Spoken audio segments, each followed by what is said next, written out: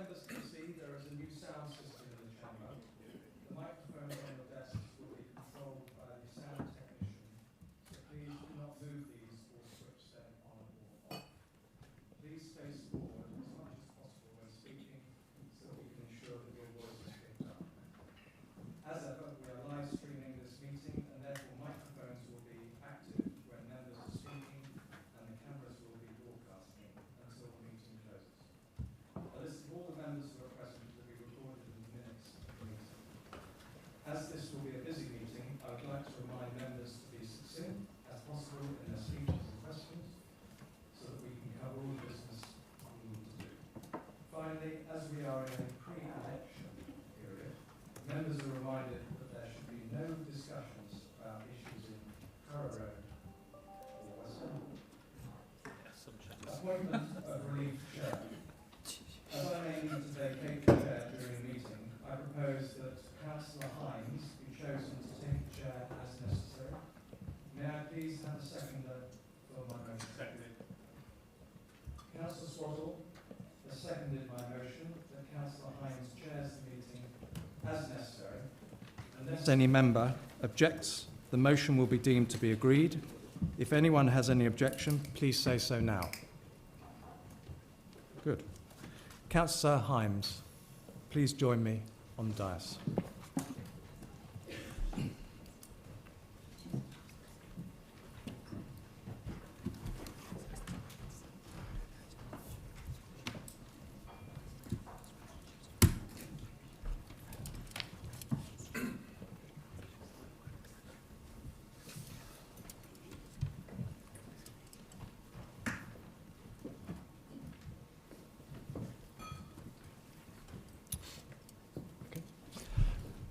Minutes from the previous meeting.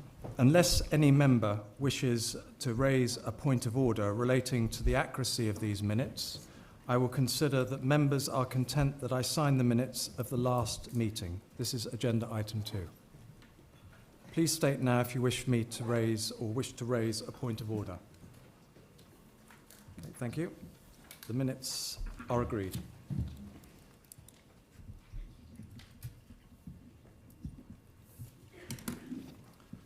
Agenda item 3, Lord Mayor's communications. These are set out in the meeting papers.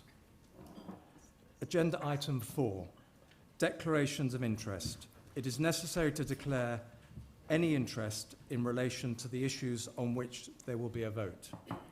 These items were set out alongside the list of speakers on the order paper. Members need to declare an interest in the items selected for debate if they are speaking in that debate. All members in attendance were asked to identify in advance of the meeting if they have any interest to declare. If anyone has any disclosable pecuniary interests or any other significant interests to declare, please do so now.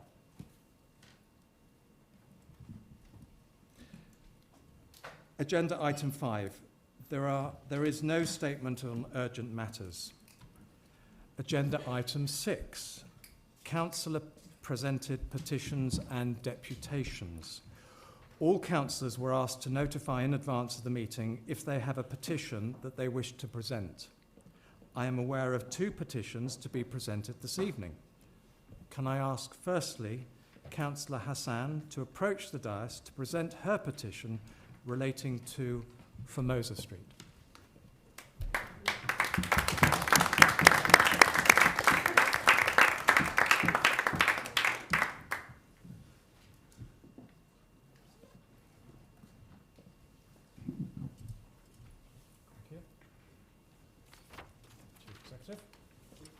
Thank you.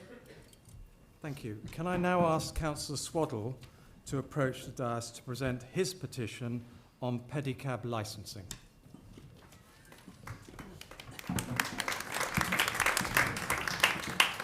Thank you. Chief Secretary.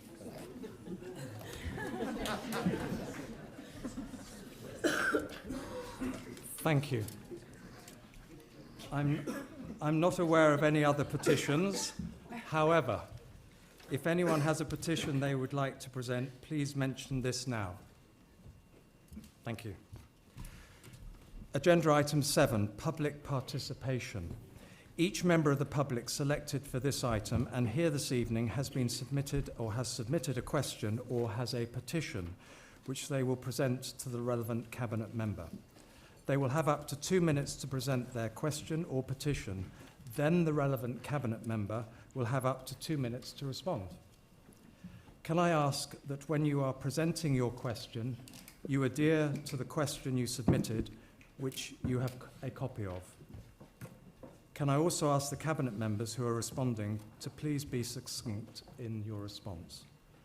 There is no right to reply, and I ask that once you have received your response, you return to your seat. All questions asked and responses provided will be made available on the Council's website in the days after the meeting. Can I now ask Camilla Carbeletto to join us at the front of the chamber to present her petition? Welcome. Good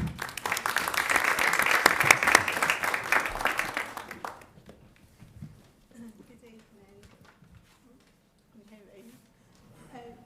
Motorists are taking advantage and speeding down Turpentine Lane at dangerous speed.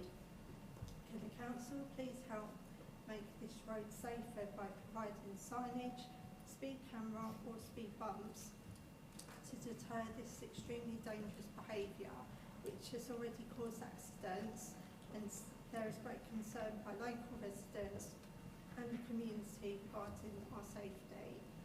Over 300 local residents signed the petition I present to you today to ask that the council take action.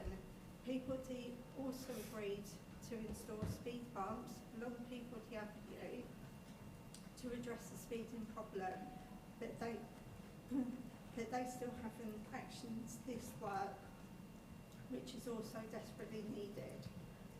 Will the council support local residents by providing speed bumps and signage and work with Peabody to make our area safer? Thank you.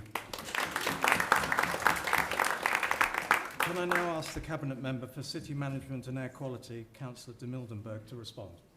Thank you, Lord Mayor, and thank you, Camilla, for bringing this petition to the full council today. And yes, we will support residents on this. Council officers have met and been in discussions with residents on the issues faced at Turpentine Lane. The information we've gathered is being considered in developing the options to calm traffic locally. The likely option will include what's known as virtual cushions, and examples can be seen on St George's Drive. Or we're also considering the installation of coloured high friction material at selected intervals, which is similar to a raised table. The installation of speed bumps has been considered, but given the proximity of residential buildings less than 1.5 metres away, this type of measure could well generate issues with ground-borne vibration, which would cause a new problem for residents. However, either way, council officers are working on this, and more details will be provided next month for further discussion with residents, and I will make sure that this is shared with you as well. Thank you, Lord Mayor. Thank you, Ms. Carberetto. You may now return to your seat as you have done. Thank you. You preempted me. Can I now ask Lydia Strike to join us at the front of the chamber to ask her question. Thank you. Okay. Thank you for this opportunity. This is a beautiful building. I hope it isn't torn down. It's like the Wild West out here in good old Westminster. Okay, now I will share my question. I see what should be marvelous landmark buildings being torn down all over Westminster and replaced with characterless luxury flats which often stand practically empty. Why has Westminster allowed this rampant destruction of the city's history to take place? And how many more of these luxury monstrosities do we need in this dire housing crisis? Why do you continue to allow this destructive, ahistorical practice to continue? Thank you. I now ask the Cabinet Member for Planning and Economic Development, Councillor Barraclough, to respond. Thank you, Lydia, and we had a nice conversation before this meeting, and hopefully we'll be able to continue the conversation afterwards. I'm slightly perturbed by the amount of applause coming from the other side of this chamber, because, as you know, the Council's been under new management since 2022, and the majority of these ahistorical demolitions have been permitted and allowed by the group opposite when they were in control of the Council. We are determined here that there should be no destruction of our heritage, and the housing that should be built should have the maximum possible amount of affordable housing within it. And we've been very clear with the officers that the city plan must be respected as it is written. And we are consulting now, and we'll be going to the planning inspector in November to get additional powers in the city plan to allow us to stop demolitions when they are not justified on the grounds of the amount of carbon dioxide released and sustainability, which we currently don't have those powers. Even so, I'm very pleased the Planning Committee at Westminster has for the first time refused a demolition of a building, the one on Savile Row, on the grounds of the circular economy and the lack of recycling in the statement in which the building was going to be demolished and the new one rebuilt. So I have a huge amount of sympathy with you, Lydia. I think we're on the same page. And when it comes to the planning inspector and the planning inquiry, it's going to be a public hearing, a bit like this one, and I would urge you and your neighbours to come along and support us in that inquiry next year. Thank you. Thank you. Thank you, Mr. Scrope. Thank you. Can I now ask Alexi Corrie-Smith to join us at the front of the chamber to ask her question? Thank you. Thank you. I'm just going to correct my grammar because it's shocking in the question. But is there something that could be done about bike riders' jumping lights, especially at pedestrian crossings? Crossing Bayswater Road, indeed any of the roads around where I live, around Montague Square, etc., while walking my dog to the park feels like risking my life sometimes. Lime bikes at full speed, racing through red lights, not stopping, ignoring the green man. Sometimes I want to push them off, but then I'd be arrested. So what do we do? Thank you. Can I now ask the Cabinet Member for City Management?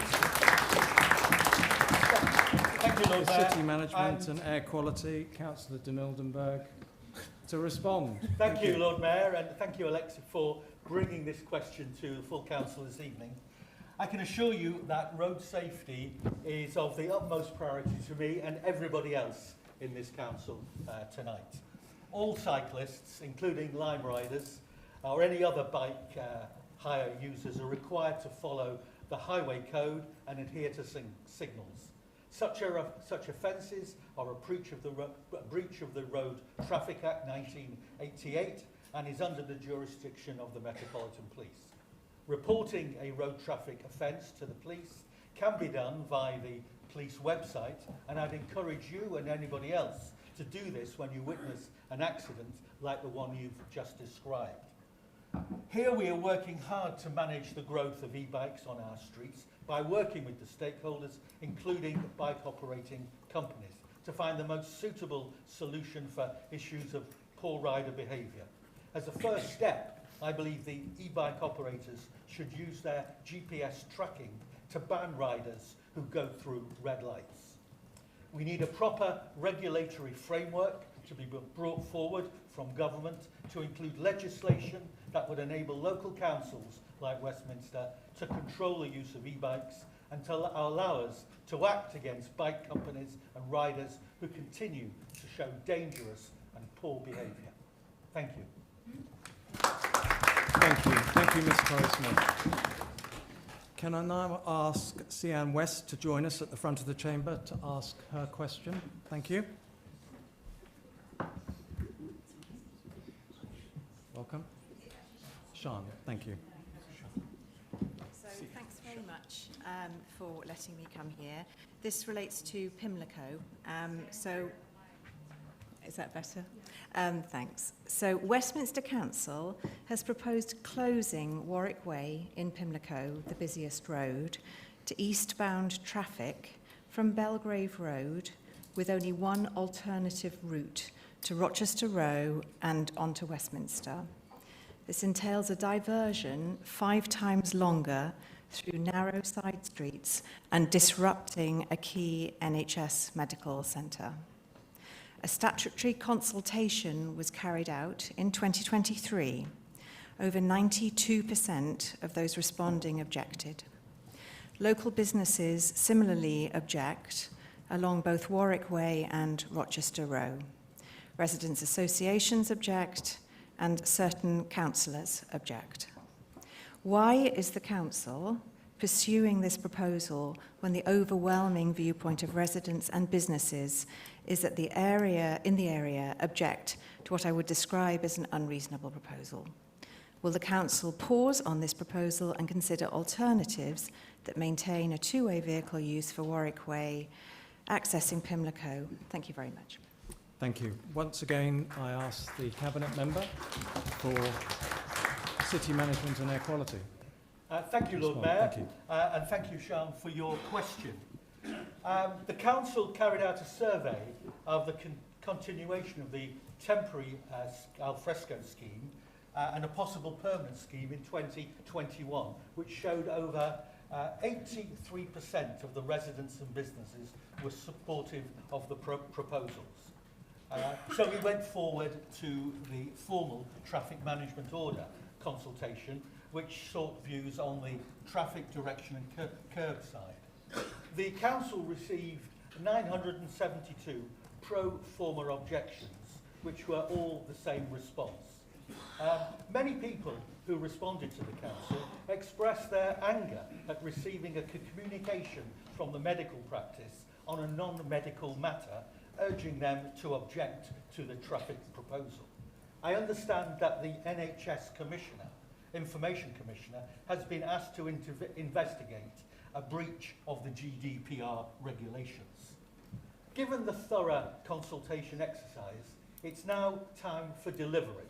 And having listened and responding to comments very fully, which we can include within the scheme, I believe it's time now to deliver the scheme for Warwick Way and Churton Street. Thank you, Lord Mayor. Thank you, Mr. West. Can I now ask Bettina Altmans to join us at the front of the chamber to ask her question? Thank you very much.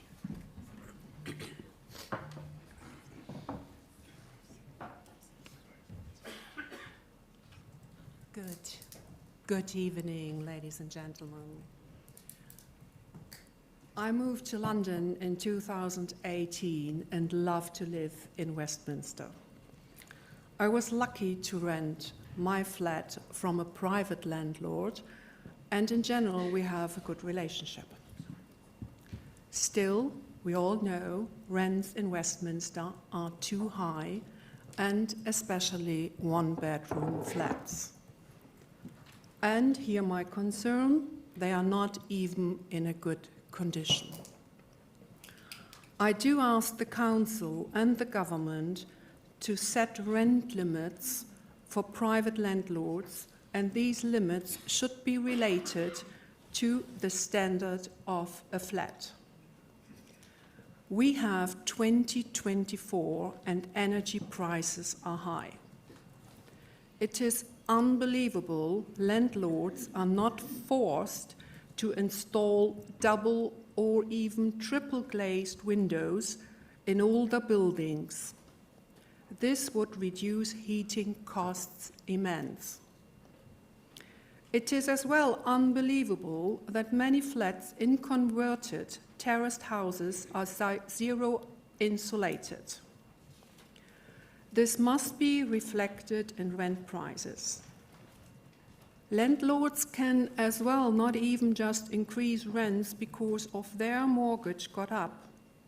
People renting from private landlords need more protection and support, and I kindly ask you to pay attention to this. Thank you. Thank you. Can I now ask the Cabinet Member for Regeneration and Renters, Councillor Noble, to respond? Thank you. Thank you, Lord Mayor. Thank you, Bettini, for your question. I too live in Harrow Road Ward and rent my flat, and so I see what's going on around the area too. We know that private rents are very high across Westminster, and they've risen sharply, particularly over the last 12 months, and they continue to rise. Unfortunately, the council has no powers to limit or cap the price of rents, although tenants do have the right to challenge excessively high rent increases if they're higher than other market rents. And the council has a tenancy relations service which can help tenants with this if they encounter those problems. Where we can act is ensuring that rental accommodation is safe, is free from hazards, and is well managed. We also provide a home energy advice service which helps make homes more energy efficient and reduces tenants' energy bills. And residents can book a visit from a green doctor to identify what measures can be taken to reduce the amount of energy used and identify further additional support. In addition to this, we're exploring how selective property licensing can be used to improve energy efficiency standards and how we can support landlords make improvements, and we'll shortly be undertaking a consultation on this over the autumn and early into next year. We're launching a private rented sector charter designed to inform and protect all private rented sector tenants in Westminster to make sure that they're aware of their rights. Finally, we welcome the new government's Renters' Rights Bill, which will finally abolish no-fault Section 21 evictions, meaning landlords can only evict tenants in certain circumstances, and this should help them to challenge poor quality properties. The bill also aims to improve housing quality by bringing in a new decent home standard and to prevent bidding wars, so landlords and agents have to stick to a publicised rent for a property. We don't have all the powers we would like, but we are committed to doing all we can with the tools at our disposal to make as big an impact as possible. Thank you. Thank you, Ms. Altmans. Finally, can I ask Sam Aban to join us at the front of the chamber to ask his question? Welcome, sir. Thank you.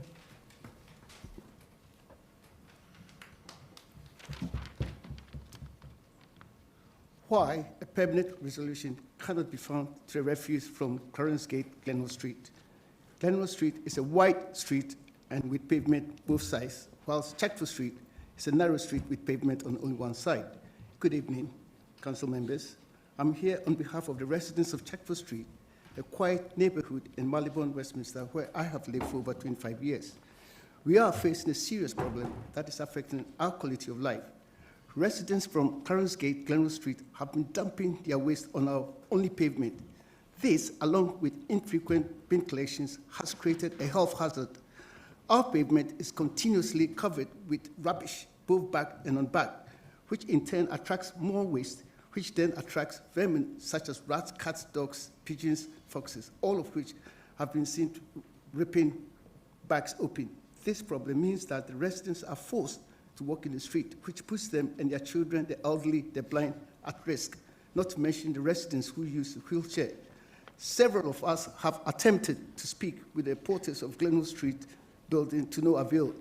We convened a meeting with Colonel de Moldenbeck, Councillor de Moldenbeck, Councillor Swaddle, Dalibor Knesevich, and members of Chatford House Association earlier this year, and for a period, our pavement was clear until this summer when the dumping resumed. Despite flagging this problem, nothing appears to have been done, and the problem is as bad as ever. This needs an urgent and permanent solution, leading to the people of Glenwell Street putting their refuse for collection in front of their own homes. It will make more sense since the street is wider for collection trucks. Thank you for the opportunity to put this problem before you. Thank you, sir. Can I once again and finally ask the Cabinet Member for City Management and Air Quality to respond? Thank you, Lord Mayor, and thank you, Sam, for your question. As you know, Glentworth Street includes the very large mansion block Clarence Gate Gardens, and the rubbish and recycling storage areas for Clarence Gate Gardens are located at the back end of their building at lower basement level, leading onto both Chagford Street and Siddons Lane. And that's why the building porters and residents present their waste on these streets for collection. It's the most effective method of waste disposal, and it's been that way for the past 100 years. I visited Chagford Street earlier this year and met residents with Ward Councillor Swaddle We agreed that Veolia would pick up rubbish on Chagford Street at the same time as they pick up rubbish from Clarence Gate Gardens. That means the rubbish on Chagford Street is picked up 5 times a week. Unfortunately, the changes in Veolia's structure some months ago resulted in the new crews not being informed of the decision that the Chagford Street collections should be increased to 5 days a week, and I apologise for that. We've told Veolia to go back to the 5-day collections on Chagford Street, which should and will resolve the problem. I appreciate this has been frustrating for residents in Chagford Street, and I hope that you will now see the refuse collected 5 days a week, which is better than anywhere else in the United Kingdom. Thank you. Thank you. Thank you. Thank you. Thank you, Mr. Aban. So that concludes the last question of this item. Thank you for all those who've taken time to participate in tonight and asking your questions. If you would like to stay for the remainder of the meeting, you're more than welcome. But if not, can I ask you to kindly leave now? And I would like to wish you all a very good evening. Thank you very much. Thank you. Okay. Agenda item 8, questions. As we all know, there are 45 minutes for questions. Will all members wishing to ask a question please indicate now and continue doing so until the notice from the Chief Executive and the Monitoring Officer has acknowledged your hand is up. I will then call members who indicated that they wish to ask a question after Councillor Swaddle has asked his 3 questions. And as we all know, questions should be brief, as should be the answers.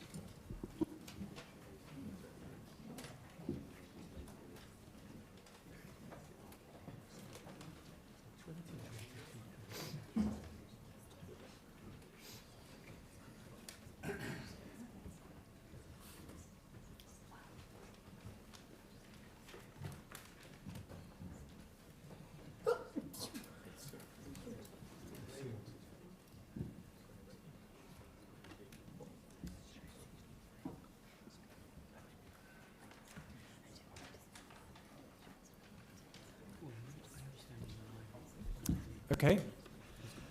Councillor Swaddle, please now can I ask you to ask your first of 3 questions? Thank you. Thank you, Lord Mayor. My question is to the Leader of the Council. Will the Leader give his assurances that he'll work with me, based on the petition this evening, to keep pressure on TfL to get on with the implementation of regulations to licence pedicabs as quickly as possible? Starting in spring 2025 is simply not good enough, as you would have seen by this massive response from the public. Before you step up, Councillor Hugg, could I just say these? Doesn't mention that ward that won't be mentioned. No. Okay. Forgive me. Please continue. Thank you very much, Lord Mayor. Across the city, we know that pedicabs are a real issue for local residents. It took far too long for legislation to be brought through the House of Commons to set up the regulatory framework that now needs to be brought into effect. Thankfully, at the end of the last Parliament, I'll pay credit to the work of former MP and former councillor Nicky Aiken on helping getting that bill over the line, supported on both sides of this chamber. The time is now to put that into place. We have been clear to TfL that action needs to be done as swiftly as possible. We're conscious that this is an issue that impacts has a predominant impact in central London rather than across London as a whole, and there's a lot of learning that is underway to work out how the regulation should be brought into effect. But we need them to work at pace to get a grip of what's going on our streets. Our council officers have been doing an amazing job up until now with the powers that have been available to them to crack down on nuisance noise and poor behaviour through existing legislation. They've got them off the streets, they've got fines in place, but we need that new regulation to be in place. So I absolutely will work with anybody to make sure that we get that across the line. And I've spoken to TfL recently to put that to them as a firm thing from this council, and I'm sure that goes for all the residents of Westminster who want to get this done. Thank you. Thank you for your assurances. Will you join me in writing a joint letter to Sadiq Khan and TfL to keep the pressure on them to deliver this as fast as possible? Thank you very much, Lord Mayor. I'm happy to draft a letter that you're welcome to sign on those that focuses on precisely that point about action and sets out what role the City Council can play in order to help get this done.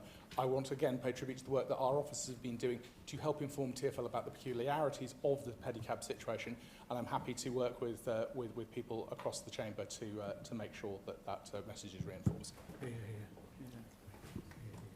Councillor Swaddle. My next question is to the Cabinet Member for City Management. Sadiq Khan may not be bothered about pedicab menace, but he certainly seems keen to fund low-traffic neighbourhoods. With another 30 of these set to go ahead and around £66 million so far identified to be given to boroughs for schemes including low-traffic neighbourhoods and school streets. The funding is expected to top 80 million by the year end. Can the Cabinet Member confirm that Westminster will not seek to deploy LTNs in Westminster? Yes. Yeah.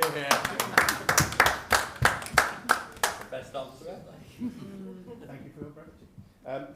Thank you for confirming. For school streets, can you please confirm that unlike the CCT deployment, that councillors are actually consulted prior to plans being finalised? Councillors are an important part of the consultation on all school street proposals and indeed place streets. So I will certainly ensure that councillors get early sight of proposals and take that forward, certainly. Councillor Swaddle, your third question. Thank you. We've all seen the extraordinary announcement from the Mayor that he is taking over the Oxford Street project and planning to remove planning powers and all pedestrians from Oxford Street, removing vital access for the disabled and elderly, riding roughshod over your own commitment not to do so. When were you told this would be happening? It's at this point, Councillor Hugg, I've now got the right time to just make this quick statement, if I may. As mentioned at the start of the meeting, we are in a pre-election period. We should not be having discussions on items in Harrow Road or the West End wards. However, as the question has been put to you, I will allow one question with a response from Councillor Hugg, but please note I will not allow any other discussions on this topic or any others in the wards mentioned. Thank you. Thank you very much, Lord Mayor. As Councillor Swaddle is probably aware from the Chief Executive's statement earlier this week, this is a situation that we found out about on Thursday afternoon. We have made very clear since then our concerns about that process, and we have made clear our position of principal support of the work that we have been doing up to now to deliver at pace in our Oxford Street programme, which in 2 years had got almost ready to be on the streets after many years of delay. As he will be aware, I have written to the Deputy Prime Minister and the Mayor of London setting out 10 key concerns that we have raised on behalf of local residents, and we want to ensure that those are fully answered to our satisfaction before any further developments take place and any final decisions are taken.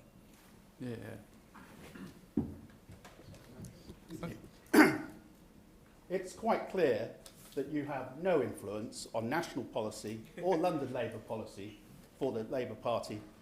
Your job is to stand up for our city and local residents, as you pointed out. Will you help lead a JR against the decision if needed, or will you resign and make way for someone who will stand up for residents? But you're in favour of pedestrianisation. You're in favour of pedestrianisation. Thank you. On that latter point, that is a matter for the electorate, and we will see that in 2026. On the first point, we will make very clear to the Mayor and to the Government the position of this council. We have set out what those requirements are. As the member is aware, obviously there is no decision that has been taken by government, and therefore the ability, therefore that is a very premature discussion. We are going to work closely to and efficiently to try and put forward our position to those other partners, and we will look at what those responses are, and then we will respond in the appropriate way to safeguard our residents and our businesses and all of those users of Oxford Street. So we are clear. This has come to us recently, and we will look at what options are available, but we work pragmatically to try and get answers in the public interest on behalf of our local residents. Councillor Tazal, could you ask your question? Thank you. Thank you, Lord Mayor. We've all been really concerned to hear about the death of a local young resident of ours in Queen's Park as a result of youth violence. Can the leader please provide an update on the work the council has done in the community in the wake of these tragic events? Thank you very much, Councillor Tazal.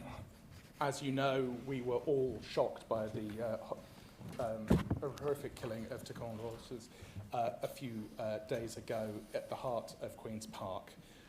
He was someone known by so many people in our local area, including Councillor Piddock, who was his teacher when growing up, Karen Buck, who knew him since he was a small boy. And his life touched that of so many people in that community. It was a senseless act of violence and a symptom of a broader problem that we are working as a council to try and address alongside the Metropolitan Police and others.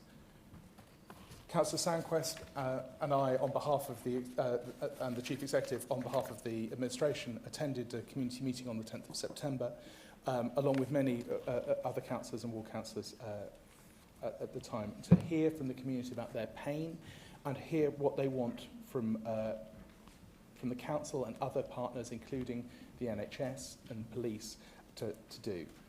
We are committed to standing with communities facing serious youth violence and other forms of extreme gang violence that happens on our streets. And to be clear, the victim was not part of that, and we want to put on record our deep condolences for the family.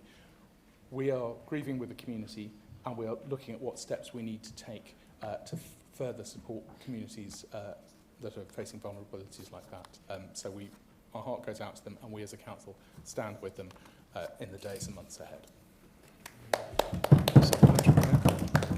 Councillor Scarborough. Thank you. My question is for the Cabinet Member for Young People Licensing Public Protection.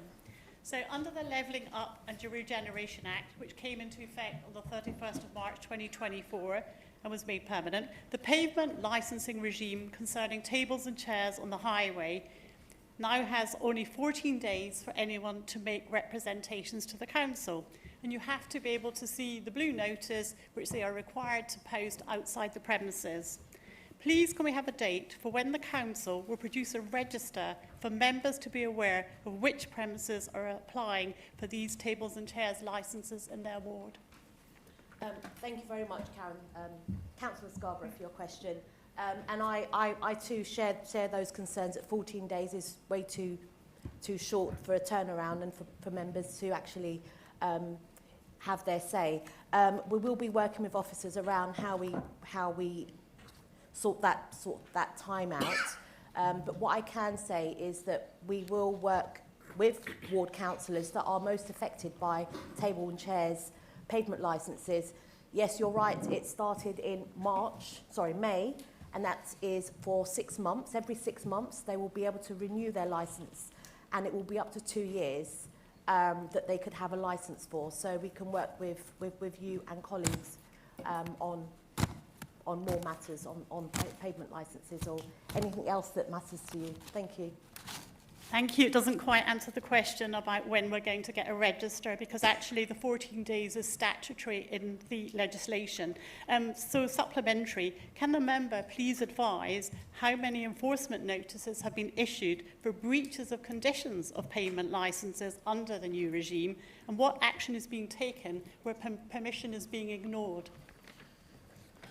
Thank you for your supplementary. I don't have the numbers to hand, but I will come back to you with those numbers in due course. Thank you. And I will talk about, I'll ask them for the list of registers. the list of register to go out to members. But what action's been taken where there are breaches of conditions? Councillor Scarborough, I think you've asked your supplement. Thank you, Lord Mayor. Thank you. Councillor Fisher. Yes, thank you, Lord Mayor. My question is for the Cabinet Member for Finance and Council Reform. I'm sure the Cabinet Member will agree with me that the efficient delivery of local government audits is essential to transparency in local democracy. This time last year, in September 2023, there were 900 outstanding audits during the local government audit crisis under the last Conservative government. How has that impacted Westminster City Council? Thank you, Lord Mayor. Thank you, Councillor Fisher, for that question. I'm afraid it very nearly affected us very significantly. Even though that we get our accounts in good shape and we get them audited almost before any other council.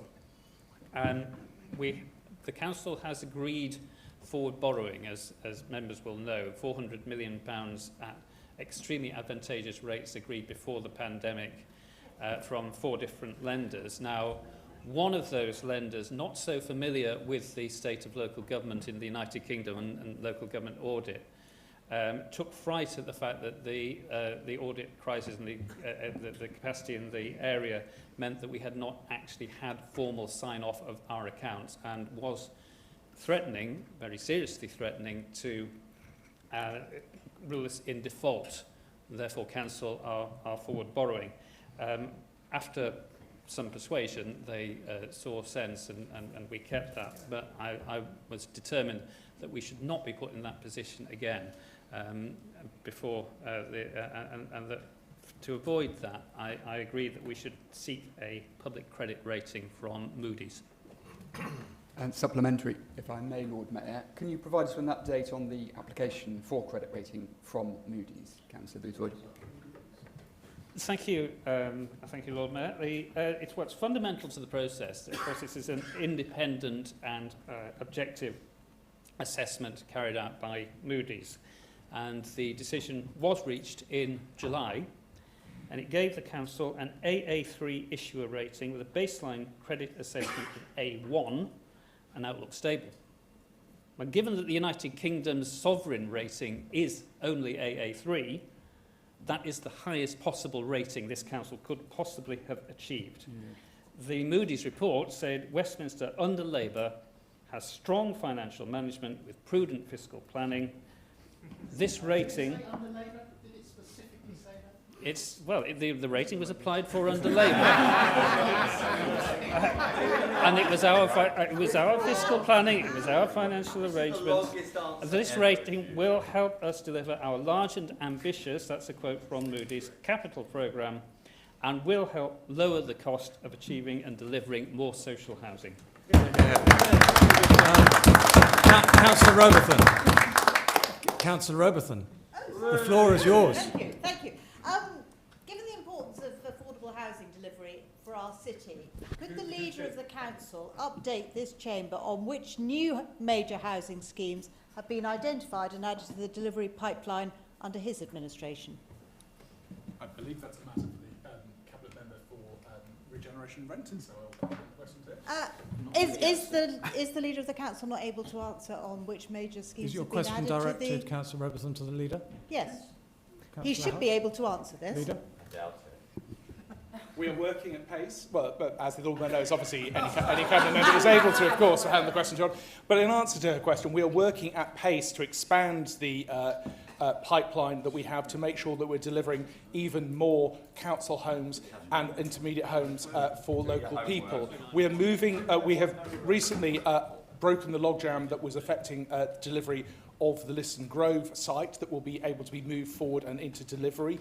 So there's a range of things through our pipeline. I'm delighted to say that the CPO process for Church Street has now concluded, enabling work to get on underway on site as soon as possible. We have gone through the programme we inherited, which is one of the biggest council home building programmes in the country, to make sure that we have taken it and we have enhanced it by delivering far more council and truly affordable homes within the so very clearly, at a time when the rest of local authorities across the country are not able to deliver a programme, thanks to the prudent work done by Councillor Boothroyd and the work that Councillor Noble is doing, we are getting on and building, and we're making sure that what we're building is maximising the affordable housing for people.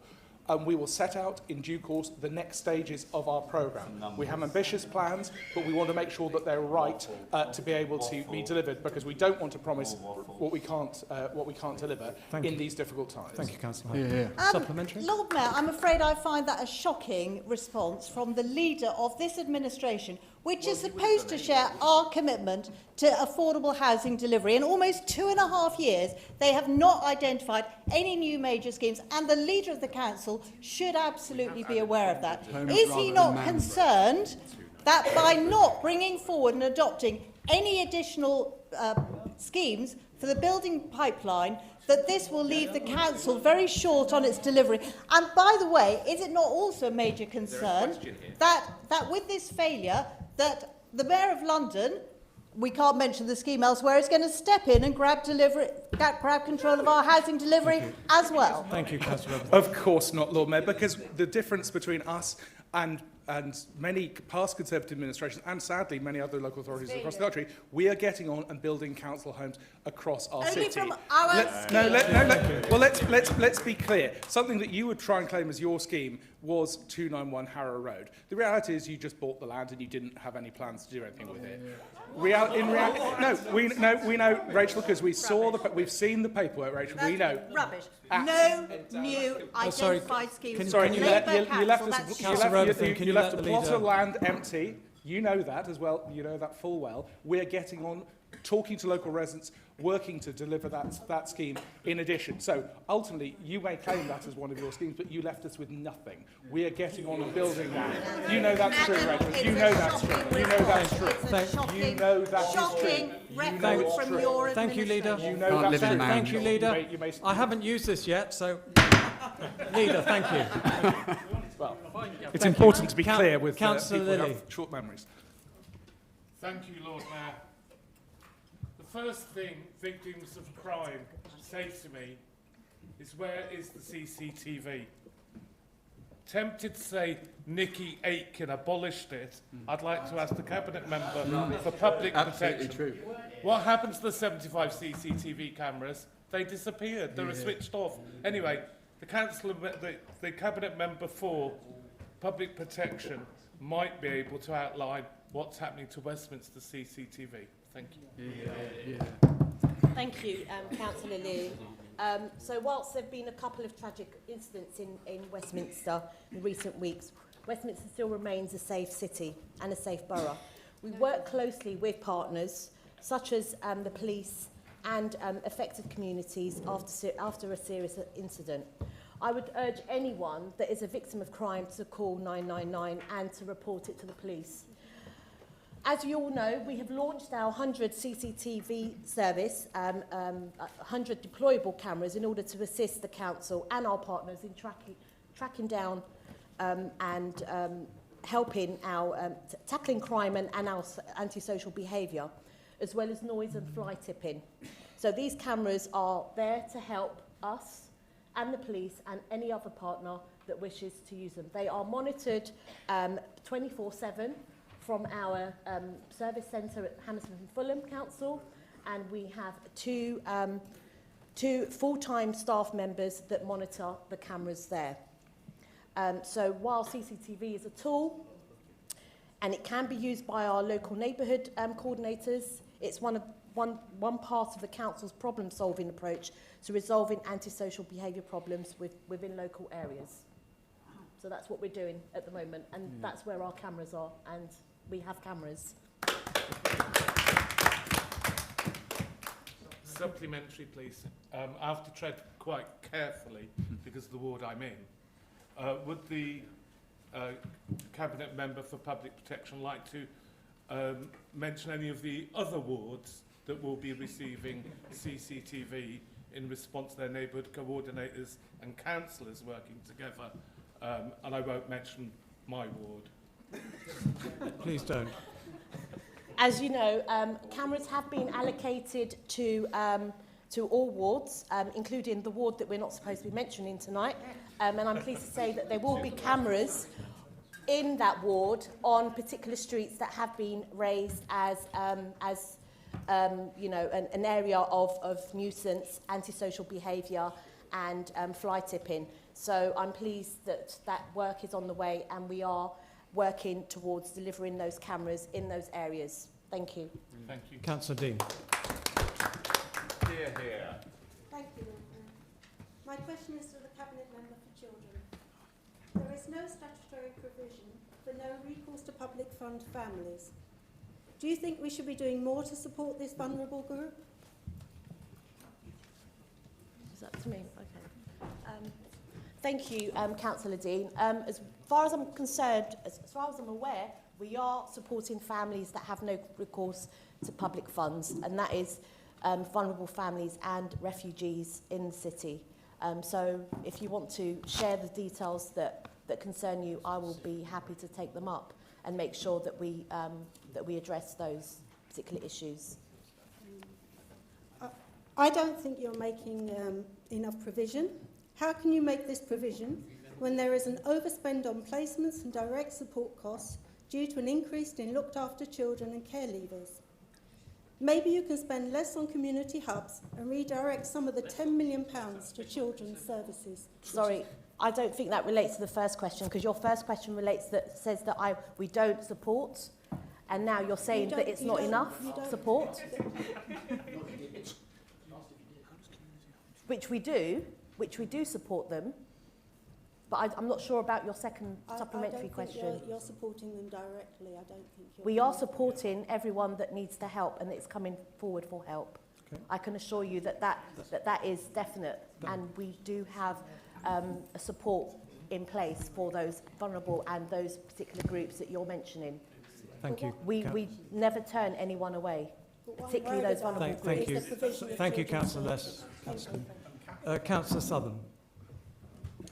Question for Councillor Barraclough. Can you tell me about the Council's commitment to lifelong learning? Thank you very much for that question. It's one close to my heart. My mother left school at 16 and had to get a career when she got divorced, and adult education was the way that she did that. Look, our fair economy plan has 3 pillars. We're keeping the West End humming, oh, I said it, sorry, as the engine of economic growth, supporting small businesses in the context of high streets, and most importantly, ensuring our residents have the skills, confidence and contacts to land the well-paid career jobs on their doorstep. And the Westminster Adult Education Service has a critical role to play in that. It's the largest service in London, a budget of £10 million, over 200 staff, and teaches more than 7,000 students each year, including many learning English for the first time. It's a service we value and we cherish. 2/3 of learners got a good grade in English and maths this year, and they got excellent results in graphics, fashion and arts too. Congratulations to all the students who achieved so well. So today I'm pleased to announce that Ways will deliver a new Green Skills programme in partnership with our new Anchor Alliance of Major Local Employers. And the first class of 18 is already enrolled at Amberley Road, and we're building a new dedicated facility at Lisson Grove. Because the curriculum has been designed with the Crown Estate, with Grosvenor and London Zoo, we can be sure the students will have the training they need to get the jobs of tomorrow. While I'm here, I'm assuming Councillor Barraclough, I think you've answered the question. Okay. Could you supplementary? Can you expand on what you were going to say? I'm sure that's a supplementary. No. Because I'd like to say a few words about the vote we have later tonight. Councillor Barraclough, you're going to vote on something. Sorry, Councillor Barraclough, you didn't get the supplementary. Thank you. No, hang on. Thank you, Councillor. I wanted to say the vote tonight is to adopt a new instrument of governance for Wales. Although, look, you're going to vote on this, you haven't even read the papers. I'm going to tell you what you're going to vote on. Although Ways has its own governing body since 1974, the service is not an arm's-length organisation, does not have the status of an FE college or a school. It's fully part of the council, and we need the governance arrangements to reflect that. They were last updated in 2010 and no longer reflect the way the council works today. However, I'm conscious that Ways sometimes needs to be able to move quickly to adapt to the rapidly changing circumstances of adult education. And that's why the service will have special arrangements with other council departments, including corporate property, finance, procurement and HR, which will support ways to continue to support its students so effectively. Thank you. Councillor Mendoza. Here, here. Thank you, Lord Mayor. My question is for the lead member for City Management and Air Quality. I've recently had a convoluted case in my ward of an illegally parked car that has proved very difficult for the council to remove. Does the lead member, is he aware of the process for removal of illegally parked cars? And just to clarify, these are cars that have spent a long time in bays they're not entitled to be in, multiple parking tickets, but show no signs of moving. What is the policy for their removal? Well, thank you, Councillor Mendoza. I share your concern. What happens is when a car like you described is reported to us, we get onto the DVLA to find out if it is properly taxed and it has a MOT. If it is properly taxed and it does have the MOT, then we cannot do anything about it. It is there and it needs to, we cannot remove it. But what we do is we continue to find out when the DVLA information runs out. So when the tax runs out or when the MOT runs out, then we can act and remove the car. Well, a supplementary. Thank you, Councillor de Molenberg. I know that is the established policy, but clearly something better can be done. Many of our neighbouring councils are able to remove cars that still have their MOTs or their tax in place. So I wonder if he'll agree that it does make more sense to expedite the process and not leave them in place for weeks or even months in some cases to do this, but to try and find a quicker way. And if he does agree, will he perhaps agree to review the policy and let us know the outcome? Well, there is only one council in Greater London that does remove cars in the way that you suggest. I think it's an outer London borough that does that. It's not Lambeth. So, Lambeth does. No, it doesn't. It does. No, it doesn't. There's only one. It's not Lambeth. It's an outer London borough that removes cars in that way. But we do everything we can, and we've had some notable successes in chasing the owners and removing those cars whenever we can do so. Thank you. Councillor Toki Aziz. Thank you very much. My question is to the Deputy Leader and Cabinet Member for Adult Social Care, Public Health and Voluntary Sector and lead members at SEN and Learning Disabilities Champion, Councillor Nafsika Talasis. Can you update us on what new support we are giving to adults with learning disabilities? Thank you very much for that question. We have made an investment recently of 150,000 per year. The provider is London Disability Network, and we have opened new enablement hubs. The first one that I visited was in Victoria Library, and it was the first chance I had to cut a ribbon. And the other hub will be on the Harrow Road. The services that will be provided there include social activities, education, workshops, employment advice and things like that. The one I went to on Victoria Library, there was a workshop on communication skills, and it was absolutely excellent, and I'm very pleased that we've been able to make this investment. Thank you very much. Supplementary. Some adults with learning disabilities fall beneath the threshold for support from adult social care. How we are supporting them? So these hubs, their primary focus is on adults with learning disabilities that don't have support from adult social care or have a very small package from adult social care. So when I visited the hub, all the people that I saw there attending, there were people that had attended by themselves, not with carers. There were people that had some employment and some voluntary work.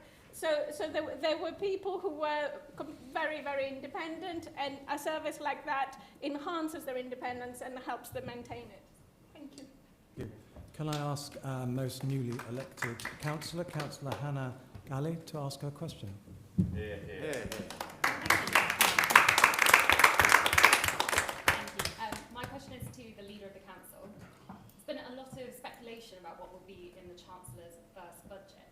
And it's been mooted that Labour are planning to set out a scheme to abolish the 25% discount on council tax for single-person households. Will the Leader join the Conservative group in opposing this? Thank you very much, Lord Mayor, and I would like to thank you for your first question, and welcome to this chamber. I look forward to taking many questions from you from that side of the chamber for many years to come. We look for, in terms of the, as you're aware, we're not always clued in on the government's thinking on things, but that is, however, the case for everybody in relation to the Chancellor's budget. That is a matter that most members of any government don't tend to find out until the day. What I will say is that we are proud to have been able to maintain low council tax here in Westminster, and we plan to be able to continue to do that for the future. We know many people in Westminster are single people, and that doesn't mean that they don't face significant challenges in a more expensive place like Westminster. So absolutely, we would like to see that protected. However, we are conscious that the previous government has left a massive £22 billion black hole in the public finances after years of slow growth and other economic mismanagement, so we know the Chancellor has a tough time ahead. However, I'm hopeful that other measures will be pursued, and I would join her in confirming that we would like to see the retention of that, if possible, under the fiscal circumstances. If the scheme is brought in, and if the power rests with the Council, can the leader make a commitment today to say that he will not implement this power, which would hit over 41,000 Westminster residents hard, especially young people and pensioners? Hear, hear. Thank you very much, Lord Mayor. As she will understand, I'm not going to make a definite financial commitment on a hypothetical question and about a hypothetical set of powers. And ultimately, we will look at that. I think very clearly, whatever happens in future, we will look at what actions we can take at a local level to best protect our local residents, particularly those on the lowest incomes and those who are facing financial distress. So we will look at whatever powers we are given in future and whatever challenges that we're presented with, and work in the best interests of our residents. Thank you. Councillor Williams. Thank you, Lord. My question to the Cabinet Member for Climate, Ecology and Culture. I was pleased to see the recent launch of the Library of Things based in Pimlico South. Can you please tell us more about this initiative?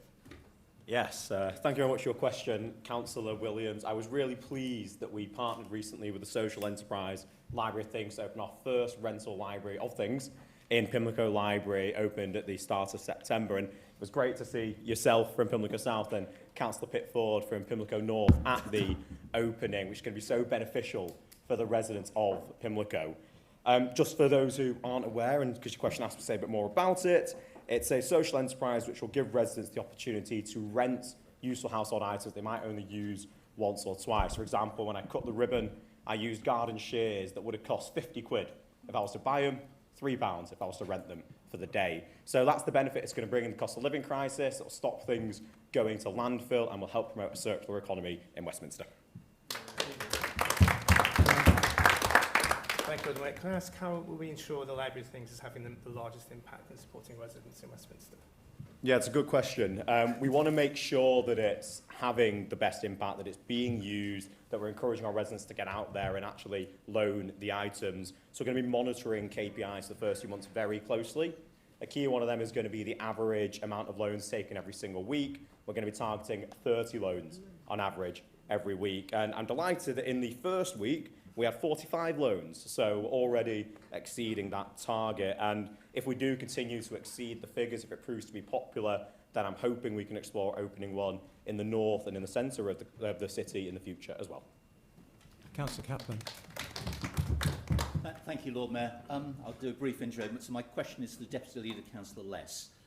She'll be aware, because I first reported this 5 months ago, back in April, that there are tents under the Westway on TfL land, at the Travick Perkins roundabout, which is council-owned land, and also land at St Mary's Square, which is also council-owned land in my ward. Residents that I represent, who live in buildings overlooking these sites, want to know when the council will do something about these tents, which have increased month by month because nothing has been done, and there are now more than 20 of these tents with large amounts of rubbish, detritus, and many reports of ASB happening on a daily basis. Surely 5 months is too long. When will the council act and do something about it? can't have anything to do with 14 Thank you years very of much for Conservative your government. question, Councillor Kaplan, and I share your concerns as well. It's a nuisance. It's you know, it's obviously it's not very nice for the residents and the businesses that have to live and work in the area. Sorry, I'm giving you my back, but I don't want you to hear me. So, but we are working with the police because, as you know, we don't have the powers to just remove tents. They have to be empty for a period of time before we can actually get rid of the tents. So there are some sort of enforcement powers that we do need. We're working with the police in order to do that. So unless the tent is seen to be empty for a period of time and it looks abandoned, that's when we can remove the tents. We have done that around the Victoria area where there have been tents around, and the Victoria Piazza where tents have been basically abandoned for weeks. That's when we can then go in and remove those tents. So I'm afraid it's a kind of waiting game, and I know that's not the question. That's not the answer that you're wanting to your question. You want a quick fix, but equally we need to safeguard those individuals within those tents as well, because we want to help them move on to housing and support that they deserve and need. But I do share your concern that the tents are very unsightly. Thank you. Thank you. Supplementary, Lord Mayor. I understand the answer I've just been given, but actually what the council does have is the power to apply for a possession order. So what I want to know is, why has the council not yet applied for a possession order? Or does it have to have permission from the mayor to do so? We have our own possession orders that we apply for, but like I said, the tents have to be abandoned before we can actually remove them. They do need to be abandoned. We can't, the police can't touch a tent if there's someone in them. If you've got a possession order, you can. Okay, But okay. Thank you. Councillor Eggleton. Thank you, Lord Mayor. Can the Cabinet Member for City Management and Air Quality give full council an update on the clean-up operation following Carnival? Thank you, Councillor Eagleton. Last year in 2023, Veolia collected 80.9 tonnes of rubbish, out of which 2.7 tonnes was recyclable. So that's just over 3.4%. This year, I'm pleased to say that Veolia collected 75.6 tonnes of rubbish, which is less, so that's less rubbish to be collected, which is good, out of which 7.6 tonnes was recyclables. That's 10%.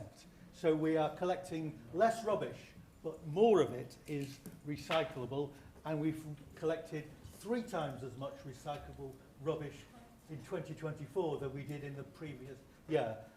We're not going to rest on our laurels. We want to do more year on year, and I know that the Veolia team is working hard to work out ways to increase the amount of recyclables that are collected on Carnival. Councillor Cunningham. This is directed at the Cabinet Member for Public Protection, Aisha Les. It was interesting to hear you talk about the CCTV as if they'd been deployed already, and actually a recent experience makes me realise that the council's dragging its feet and hasn't deployed this. My question is why. So my son was mugged 48 hours ago on Queensway, where the mugger forced him to walk with him down Queensway and said if he snitched, he'd be killed. The police attended, and they were very good, but they asked me if there was CCTV anywhere, and I had to reply, no. And so my question to you is, why is the council dragging its feet on this vital public protection cameras that are needed? Nikki Hake can switch them off. Thank you very much for your question, Councillor. I'm really sorry that your son had to experience what he did a couple of days ago. I can assure you that we have deployed some cameras. The problem the problem that we have in some areas is that we have to find suitability positions and spaces for them. So if the lampposts aren't suitable, then we need to find alternative provisions in order to put the cameras up. So we are working with the team. We're working with all the neighbourhood coordinators. If you put in your request to your neighbourhood coordinator, we'd already have a list for where the cameras will be. And as I think in Queensway, around the Queensway area, I think you're getting about 4 or 5 cameras around some of those hotspot areas that you so identify. So it is a bit of It's not a waiting game, but there are some delays in terms of suitability of where these cameras will go. Supplementary. My colleagues and I have suggested many hotspots in Queensway. Can you confirm that a suitability or a viability study has been done in Queensway as a result of our recommendations? Because I haven't heard of any. Yes, so every single recommendation has to go through a suitability kind of scoring. So they will score in terms of where the cameras are, the suitability for any location. They will go through a thorough suitability kind of scoring, and every single camera will be scored on location, suitability, the area it is actually serving, and if it's viable. And once it passes all those tests, it will then be deployed and put up as a result. Will those be made Thank public? you. Councillor Angela Piddock. Thank you, Lord Mayor. I'd like to ask the Cabinet Member for Communities to give us an update on the progress of community hubs. Thank you. Lord Mayor, this administration pledged to open community hubs across Westminster, and I'm pleased to say that we're making lots of progress on this. Just as a bit of background for anyone not familiar with the programme, obviously in Westminster we have unfortunately one of the largest life expectancy gaps in the country, of 18 years between some of the most affluent areas of the city and the most deprived. Community hubs, the goal of them is to bring together services that can offer resident support through the voluntary sector, council services, NHS services, to start to address some of those health inequalities. I'm pleased to say that over the summer, 2 mini hubs, which are pilots, have opened in Victoria and Charing Cross Libraries. Thank you to all members from across the parties who attended the launches. There are really varied programmes, everything from coffee mornings to support people make social connection, to breakdancing classes, which I know some of my colleagues were interested in, lunch clubs, there's a maker space to help people improve their skills, employment advice and council drop-in services. Supplementary. Can you let us know whether there is plans for further hubs? Yes, there is, and I've been out visiting hubs across London, and we're taking lessons from our own pilots, but also from other community hubs programmes in London. So we're exploring another site in Bayswater and another in Ernest Harris House, and also exploring further sites in the south of the city. I should also put on record the hard work of Councillor Aisha on this programme, which I've recently taken over. We've got 18 seconds left, so very quickly, Councillor Glenn. Quick. Very quick question for the Cabinet Member for City Management and Air Quality. Can I ask what steps he's taken to lead by example in the use of sustainable means of transport? No. I'd love to answer the question. Go on, Councillor Dimon. Well, walking is the most sustainable way to get around, and walking is the way in which people, the majority of Westminster residents, get around. I'm very keen to encourage more walking, and one of the ways we've done that is to work with the social enterprise Footways to create a digital map showing all the interesting routes through Westminster, adating the traffic, avoiding poor quality air, and take interesting routes around Westminster. We launched it in Queen's Park, and we went from Queen's Park Library all the way through to Little Venice. It was a terrific walk. We're going to do more of those, and we're also going to launch a paper version of the map, so that you don't have to have a phone to look at. You can have a map as well and put it in your pocket. So I'm hoping that we can do more of walking initiatives. Okay, thank you. I'm going to have to cut you off, Councillor Glenn. Quick. Very good. Supplementary, as the Cabinet Member responsible for the regulation, have you ever ridden a Lime bike or an e-scooter? Yes or no? No, I'm Okay, an thank awful, you. and I must say, Thank you, Councillor. I am an awful cyclist. I Okay. would be a danger to anybody Okay. on the road. I've been since childhood. I've never had a bike. I don't drive either. If we I see- can say I walk. It's the most safest thing for everybody concerned. Thank you. Thank you. If any of us happen to see you on a bicycle, we'll avoid you. Thank you. That ends this session. Thank you for, and I'm sorry we haven't had enough time to get everyone in, but obviously time is precious. Thank you. Moving, if I may, to agenda item 9, councillor issue. I call on Councillor Chowdhury to speak on his topic, his chosen topic of issues with illegal short-term lets. Good evening, Lord Mayor. Assalamu alaikum, namaste, shalom, and yaso.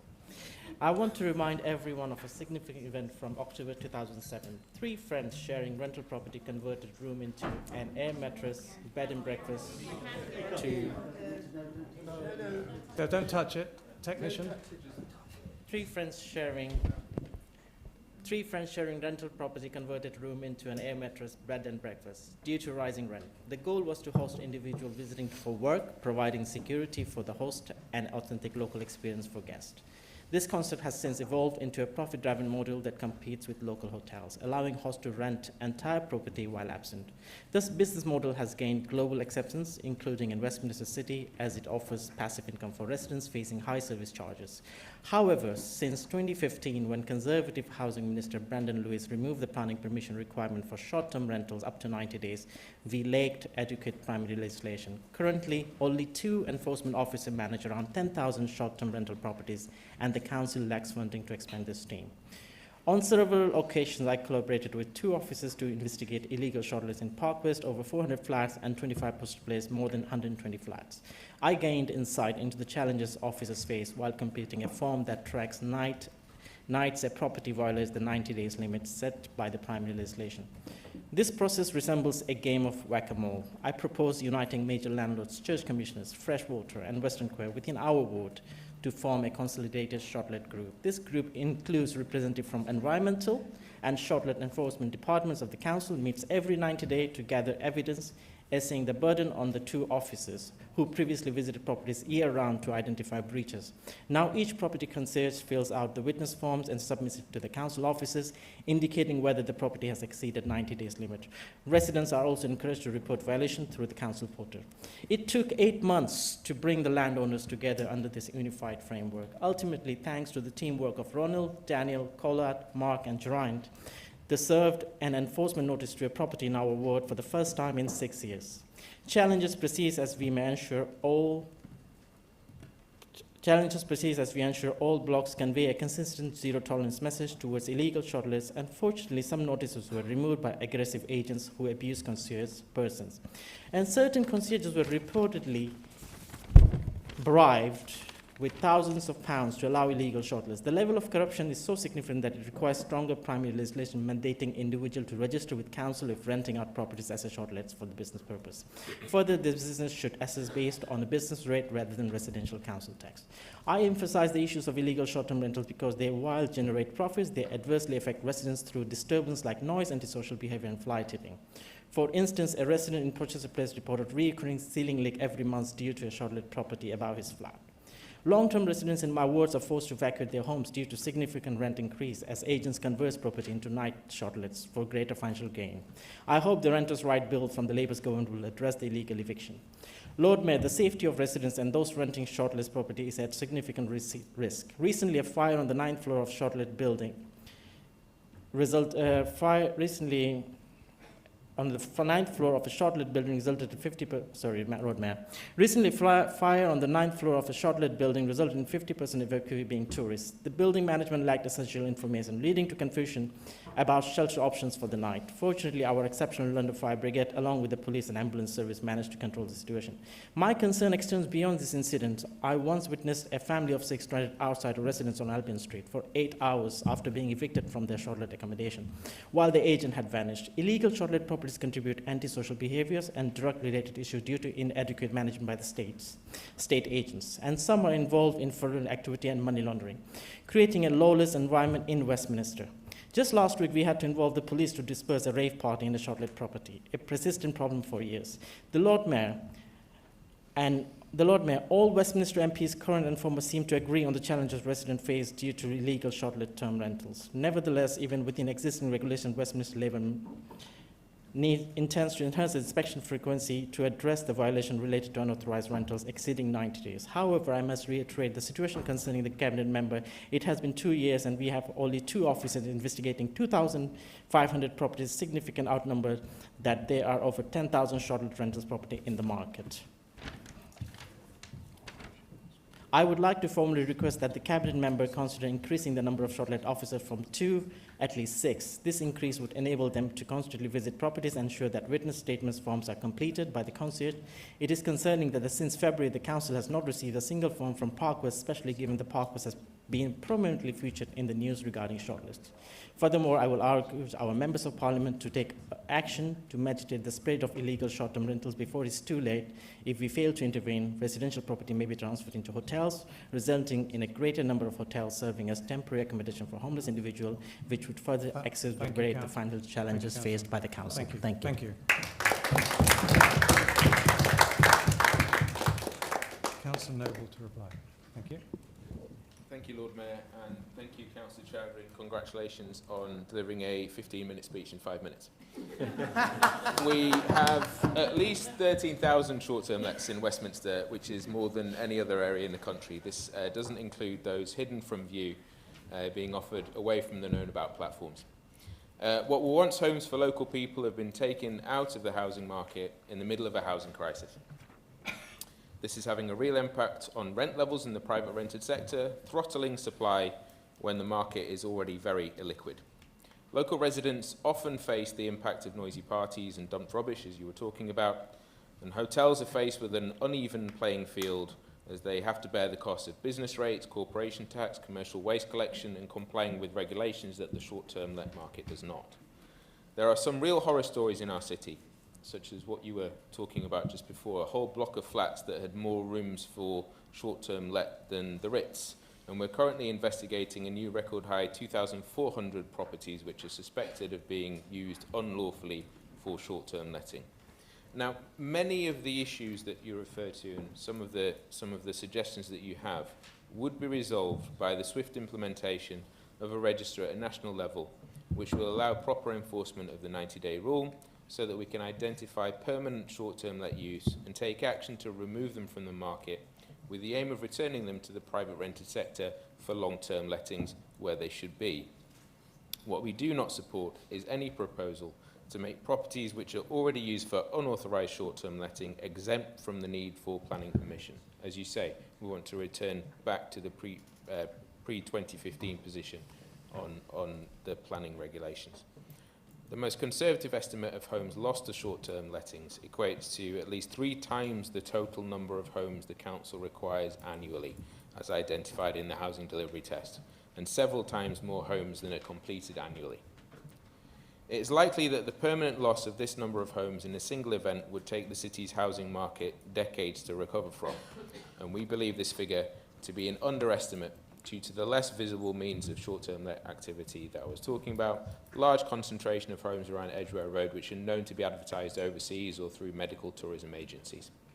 We're working with the government to ensure that the exemption from planning permission which was brought forward by the last government is quashed, and instead that it delivers a few things.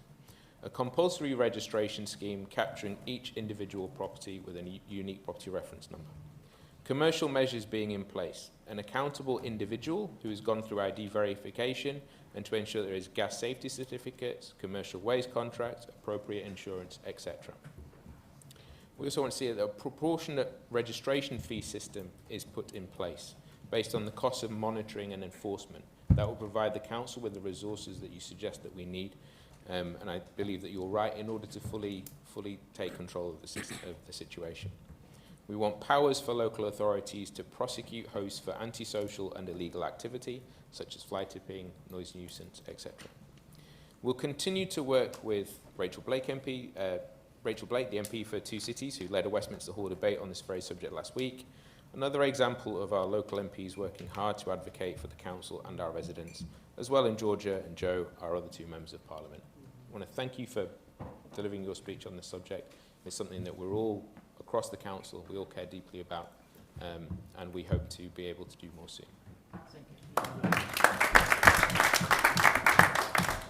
Thank you. That concludes this item. We now move on to the remaining agenda items: party business, reports for full council, and notice of motion. The topics selected for debate and the names of those down to speak were tabled on the order paper sent to all of you earlier this week. Each speaker has up to 5 minutes. Agenda item 10, party business. The majority party have selected the topic, a new vision for biodiversity and greening in Westminster, for debate as their business this evening. This is as set out in the order paper. I now call upon Councillor Jude to open the debate. Thank you, Lord Mayor. I am delighted to stand here this evening and announce the publication of Westminster's Greening and Biodiversity Strategy. Almost 1 year ago to the day, we stood here in this chamber and declared an ecological emergency for Westminster, which for the first time formally recognised the degradation of our biodiversity, the loss of nature in our city, and the devastating effects of climate change on our natural environment. And we committed the council to even further action to protect wildlife and improve biodiversity in Westminster, including, among many other things, publishing our biodiversity strategy and a green infrastructure audit. Today, we do both of those. As I said last year, the UK is one of the most nature-depleted countries in the world, and this nature loss is having far-reaching consequences, from exacerbating the effects of climate change to damaging people's physical and mental health. And cities like Westminster have a key role to play in driving a more sustainable way of life, as this is where human pressure on the environment is often the most acute. And now, with our green infrastructure audit published alongside our strategy today, we have more specific data for Westminster to show the impacts and what more we can do. The audit is the largest and most comprehensive one we've ever done of all the parks, gardens, rivers and trees all across Westminster, which cumulatively accounts for approximately 32% of our city's footprint. This detailed mapping and analysis of all our blue and green spaces will help us as policymakers, as planners, to ensure that green infrastructure-led design and delivery approaches are prioritised across the city, and will give us clear, actionable targets to work towards, both internally and when working with our strategic external partners. However, it's also shown us in stark detail areas that we need to improve. Building on the work of our award-winning environmental justice measure, the audit outlines the deficit of green infrastructure in the more deprived areas of our city, and the clear link between lower life satisfaction and less frequent interaction with open spaces and green infrastructure. It's mapped out our tree cover in detail and shown that whilst our total tree canopy cover is slightly below the London average, variations across wards are vast, with some wards having 35% coverage and some as little as 3%. And it's shown us with great accuracy the hotspots across the city with particularly bad air quality. I believe that we all have a role to play in halting the ecological emergency, and so I'm proud of all the work that we've done as a council since the declaration last year. We developed the council's capacity and capability to respond to the emergency, including securing additional internal resource, dedicated resource, to support and to contribute towards our response. Distributing over £350,000 through the Greening Westminster Fund and starting a suite of initiatives in North Paddington to increase the area's resilience to climate change, alongside our favourites, No Mo May, banning glyphosate and joining the Wild West End Partnership. That isn't a reference to the ward, it is the name of the collective. So with this data and the work to date, I am very pleased to launch our vision and our strategy today. It sets out the next stage of our work, proposing a city ecosystem approach where nature and people can thrive together through 6 outcome priorities. Protecting and enhancing nature in the city, enhancing being the crucial word. Establishing corridors for nature and people to improve the connectivity of our distributed green spaces. Improving resilience to climate change and pollution. It's not just a case of, with my climate hat on, fighting the mitigation causes of climate change, but also adapting to what's already baked in. making our streets cleaner and more livable, ensuring access to nature for all, no matter which part of the city you live in, and empowering local environmental stewardship. All of this, of course, delivered in partnership with local stakeholders. The strategy provides a framework for a collaborative response to the ecological emergency, which will enable us to work with local businesses, residents, community groups, and more towards our collective goal. We have an exciting opportunity to deliver a truly fairer environment, to improve the sustainability and resilience of our city, and to enhance and restore our natural environment for the benefit of all our communities and our future generations. We have a responsibility to act on this, so I'm delighted to get the strategy published, and I'm looking forward to hearing what my fellow councillors have to say in the debate today. Thank you. Thank you. Can I call Councillor Williams? Thank you. Thank you, Lord Mayor. As the ward councillors for Churchill Gardens, we are very proud of the environmental heritage of our estates. The council's biodiversity measures are most welcome to build on that vital heritage. In particular, the Churchill Gardens Wildlife Meadow Garden, which was an idea for an unused space on the estate by resident Tom Ball, who worked with fellow residents and housing officers to create and maintain an area of long grass with flowers as an anchorage for protecting and promoting nature and biodiversity at the heart of our capital city. The flowers and other fauna there encourage a wide range of different plant species and help wildlife and insects thrive, as well as providing a peaceful and much-loved haven for residents. We know that biodiversity is crucial for our city's health and welfare, and it should be available for all to enjoy. Street trees and vegetation can improve air quality.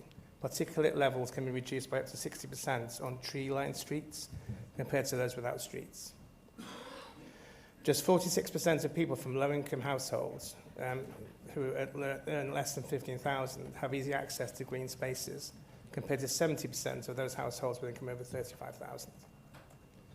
Outdoor activities can improve mental health, and access to good quality green spaces can reduce the financial pressure on the NHS by up to 2.1 billion.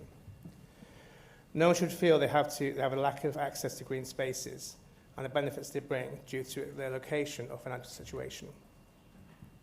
As with so many public health issues, it's the poor and the vulnerable that bear the brunt. Those living in deprived areas are more affected by poor air quality, partly because these areas are often near busy roads. 1 in 5 of London's state schools are in areas with poor air quality. In my own ward, we have some much-loved green spaces, including Besborough Gardens and the Peabody Avenue Memorial Gardens. Lord Mayor, green spaces are so vital for physical and mental health, and the Greening Westminster programme, offering up to £50,000 towards green projects in the borough for community groups, is a much welcome initiative. We've seen 27 projects funded to date, including Pimlico Gardens and community gardens across the city with tree planting and other green measures.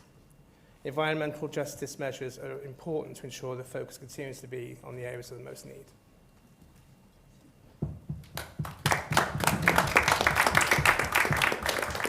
Thank you. Can I call on Councillor Less? Thank you. Sorry. Thank you, Lord Mayor. Today we're here to address a matter of utmost importance, and I'm really, really proud of you, Councillor Jude, and all of your work into this strategy, and I look forward to scrutinising it. We often hear about the global scale of the crisis, rising sea levels, extreme weather events, and melting ice caps. But today I want to bring the conversation closer to home. I want to talk about how this emergency is affecting Westminster and why expanding green spaces in our borough is a crucial part of the solution, not just for the environment, but for the health and well-being of all of us, especially our young people. Let's start by looking at the immediate benefits that green spaces bring to Westminster.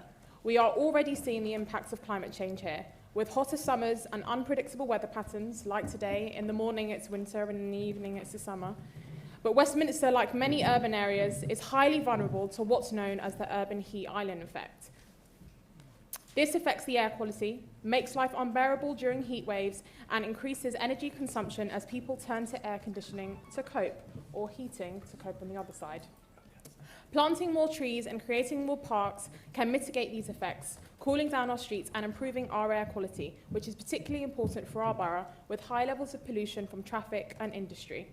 We also need to understand the impacts it's having on the city's resilience. The devastating floods that we saw in my ward of Maida Vale and the neighbouring of Little Venice is something that we cannot see again, and we must take further action to ensure that it absolutely doesn't. Green spaces play a critical role in supporting the mental and physical health of Westminster residents, particularly young people. In a borough as fast-paced and bustling as ours, where the pressures of city life are ever present, access to green spaces is essential for well-being, and we often forget how deeply connected our mental health is to the natural environment around us. Young people growing up in Westminster face enormous challenges, whether it's academic pressure, social media stress, or worries about the future in our world with the grappling with climate change. Studies shows that access to green spaces can significantly improve mental health, helping to reduce anxiety, stress, and depression. Even just a short walk through a park or a quiet moment under the shade of a tree can provide a much-needed escape from the hustle and noise of urban life. But unfortunately, many parts of our city, especially in the more densely populated areas, lack these vital green spaces, and children and teenagers are missing out on the mental health benefits that they rightly deserve. Now, I grew up here, I was born and raised here, and so has my mum, and so has most of my family. Because of that, I've played in a lot of estates, so from Hawfield Estate to Churchill Gardens Estate, and if I haven't, my mum definitely has. But that's a lot of concrete stairs that I've stayed on, by the way, and probably not enough greenery. But in fact, the only real green space that I remember was P-Rec, which is now the ward that I represent. But that's where I learned how to ride a bike. But the point is, we just don't have enough, and we need more of them. Some of the most iconic green spaces in our borough, St James's Park, Green Park and Hyde Park, are wonderful and beautiful, but they're not easily accessible to everyone in this city. Many young people, particularly in lower income areas, do not have local parks or gardens within walking distance, and I think that COVID definitely exacerbated that. This lack of access to green spaces not only affects their physical health, but also limits opportunities for social interaction, outdoor play and physical activity, which are crucial for developing healthy habits and a sense of community. So it's not just about planting more trees, although yes, we definitely need more of them. It's about creating inclusive, safe areas for young people to connect, to relax, and to escape from the pressures of our life in this city. It's about giving a child, no matter where they live in our borough, the opportunity to experience the calming, restorative effects of nature. And a well-designed green space can become a gathering place for families, a playground for children, and a refuge for those seeking peace in the city. We have a social and political responsibility to ensure that all residents of Westminster, regardless of their postcode or income, have access to the health benefits that green spaces provide. We need to think beyond the large famous parks that we've got and consider how we can introduce smaller, more local green spaces in areas where they are most needed. Whether it's transforming vacant lots, greening schoolyards or creating rooftop gardens, these spaces don't have to be grand or expansive, but even just a small community garden or a streets lined with trees can make a huge difference. And I'm just conscious of time here, but in conclusion, it's not just a global challenge, it's definitely a local one. And I really, really, really look forward to reading this strategy in full. Congratulations again, and let's make Westminster a greener, healthier and more resilient borough for us all. Thank you. Thank you. Councillor Barraclough. Thank you, Lord Mayor. I'd like to speak now about how this administration is delivering this in practice and how we're making the city burst with life.